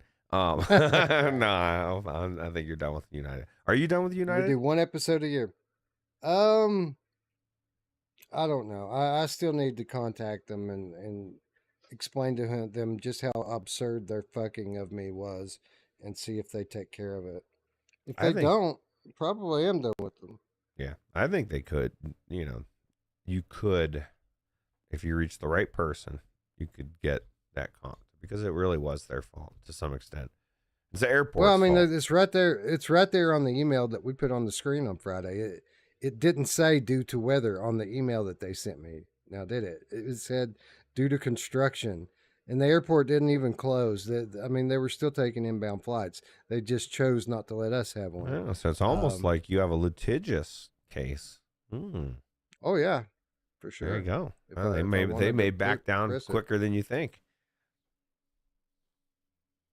Absolutely. Anyway, I say we do an episode per year. We let the people pay to send us somewhere. And that'd be cool. We come in here and we do an episode. Doesn't even have anything to do with VR. Necessarily. That would be cool. I'm all for that. Or maybe we let them send us to like location based VR. Like there's a ton of location based VR that I'd love to go try out. Maybe that's we kind of take a trip to where one of these things is at, and then we do whatever else is there too. Well, we could also poll people that are interested in that area, and it could even be a meet and greet to some extent. There you go. That'd be cool. I'm down. Yeah. Yeah. So if this is something that you're interested in, I am joking, but I'm only half joking. I like traveling most of the time, and certainly would look forward to hanging out and spending some more time with my friend Roots. You know where I'd love to go, Roots? That'd be cool. I'd love to go to Meow Wolf in Denver. That would be that'd cool. Be awesome. Man, that was like, imagine if you'd said, hey, dude, for whatever reason, my flight's canceled. It's 1 p.m. And we're like, hey, we got all day to Denver. Let's go to Meow Wolf. Because we couldn't even get Alex and Skiva to go to it and MASH, because Alex had never been to it with his wife, and like that's something they do together the first time, right? Right. And so I was like, yeah, we can't do this. But you wouldn't believe how amazing that fucking place was in Vegas. Like the Omega Mart in Vegas was like the most amazing thing I've ever Really? seen with my eyes in my life. It was Wow. so cool. Unbelievable. I could not believe what my eyes were showing me. It was that cool. Well, let me ask you this. Say if you were back in Denver and you did get a good night's sleep and we were going to Meow Wolf, would you be like, hey, I know I'm going to be a little quiet, but I want to check this out, you know? Yeah. Talk. Yeah. I'd probably do 2 or even 3. Yeah, because that's the thing, man. Because then that's when you want to be in your head, right? When you're checking all that shit out. So. Absolutely. I did edibles at the one in Vegas. Oh, God. Well, that's even crazier because that's a trippy, for people that get affected by edibles. It's more of a psychedelic experience, more body high, right? Yeah, it's pretty cool. Anyway, that is viewer comments for the week. We move along to this week's wish list segment. This is the part of the show where we ask everyone to just take a moment to support the developers out there by wishlisting a game, something that you're looking forward to. Typically, we pick something that's from our lineup, and we normally have a few different choices, but not this week, man. Most of the stuff that we talked about this week were old titles that we're looking for sequels or updates to. So I picked the Exorcist Legion VR Deluxe Edition that's coming to PlayStation tomorrow. Initially, I picked Retronika, but there is no store page for Retronika. So yeah, that's kind of. Why would you want a store page? That's kind of hokey these days. Right. You might sell some games pre-sale, but on launch. So I have Sweet Surrender. I have Pop One. QuestCraft doesn't have a page. Retronika doesn't have a page. I have Bonelab. I have Sushi Boneworks. I have Firmament. I have Astro Bot. So yeah, it was Sushi Ben or The Exorcist. And I chose The Exorcist. There you go. You see where Wes's head is. I would have probably picked Sushi Ben, not knowing anything about it. But yeah, Wes is a horror game person. So yeah, the power of Christ compelled me to wish list. Well, I'll tell you what. Keep that demonic crap away from me. And that brings us to our final reminder this week and every week, and that is how you can support us, our channel, our community. Of course, if you haven't already, why haven't you subscribed yet? All you do is click that button. Actually, 2 buttons. You click that button, then you ring the bell, and the bell is the one that informs you when we're about to go live, be it on a Saturday or on a Monday, or who knows, maybe even one day I'll end up streaming some gameplay on a different day. But you're going to want to be reminded. And the only way you can do that is if you subscribe. And then in turn, we get to appease the god of the algorithm for one more week and get to hang around here without YouTube cutting us off like they did to our homie Escape Portal recently. Really? He got his channel deleted on YouTube for some bullshit. He's currently in the appeals process. Oh man. So my heart goes out to him because he worked hard to get that thing to the 1K subs in just a few months' time, and now it appears that they're telling him basically that they're banning his IP. So even if he starts a new channel, they're just going to fucking delete it too. I told him to go to X. Dude. Like if I were starting today, I would probably start on Twitter. Dude, yeah, X is the new platform of the future. Everything's going to be on X. They're going to have it's going to be like the Chinese app that pay, whatever it's called, that you pay for everything, and like it's literally what Elon wants it to be, and it's going to be where everybody is for videos and everything. Yeah. So now would be the time to get there. Yeah, I've thought about taking Strangers in the Night to X more than one time. So if you don't want me to do that, subscribe to YouTube, because that's pretty much the only reason I haven't. You mean like, dude, we're going to take the other half. We're only doing it there. I think if we could find some way to stream it to YouTube first and then have a restream restreamed somewhere else. And I don't know if there's, even if it's paid, because that's the thing with restream is like, I don't want a restream that everything is this generic stream. And because you will get, like right now we have really good picture and speed and everything, and I don't know how that would affect it either. So who knows? Yeah, well, my problem with restream is that we depend too much on killing the stream on the computer, but having YouTube keep it open for us. Right. And Restream does not allow that. Restream, if you lose your signal, Restream ends your fucking stream. And no bueno. We design our real-time reviews around being able to exploit that. So it would be pretty disastrous for what we try to do around here. Thank you, Looper. He's trying to help us along. He says, okay, well, what do I do if I'm already subscribed? So we can like move along the. Well, if you're already subscribed, you can support us on Patreon. $3 per month. That's all we ask. Just $3 per month. You get access to our weekly show notes. You get access to insider updates. You get exclusive content, all for less than $1 per week.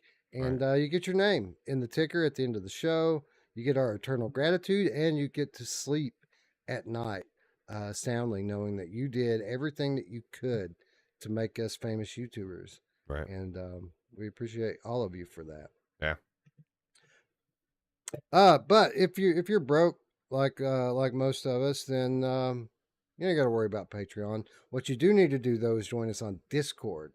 100% free. This is where we hang out. Like, our patrons do get special access to us during certain periods of the year, namely when we're doing our year-end awards. But everyone has access to us all the time on our Discord server. If you have a question about a VR game or a personal question, a question about pretty much anything, do you want to know where babies come from? Tag us up on the Discord. There's an invitation in the description below. 100% free to join. We're experts, right? Yeah. If you want to know that for sure, this is where to go. Discord. Virtual Strangers Discord.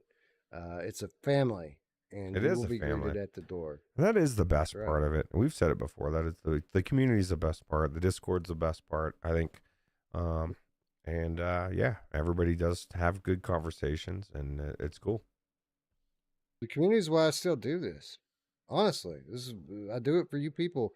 Like, I love spending time with you and talking about this stuff with all of you. So, like, if it weren't for you, I wouldn't be here doing this, quite literally. Yeah, I agree. Yeah, for me, it's the community and Wes. You know, as I've thought about quitting a couple of times, and that's what's kept me not. So, well, we love you too, bro. we all we love one another. Most of absolutely, us, most of us, except for the one thumbs down person, whoever that is. Most of you are awesome. Yeah, except for you. Almost all of you are great. And you can tell the ones that have social anxiety are out there like, is it me? I know. Is he talking about me? I know he's talking about me. I had somebody tell me that I was talking to them passively. I'm like, no, I'm just talking to people in general. So. You talking to me, bro? You talking to me? They fuck you in the drive-thru. Anyway, I think it's our show, ladies and gents. I want to thank everyone who showed up and hung out and endured all of our bullshit today, and hopefully we found something in there that's that was rewarding to you. And if you did so, leave a comment down below. Maybe we'll read it off next week. But with that said, friends, we'll see you on Saturday. For Roots, I'm Wes. Have a good Memorial Day. Bye-bye. Take it easy.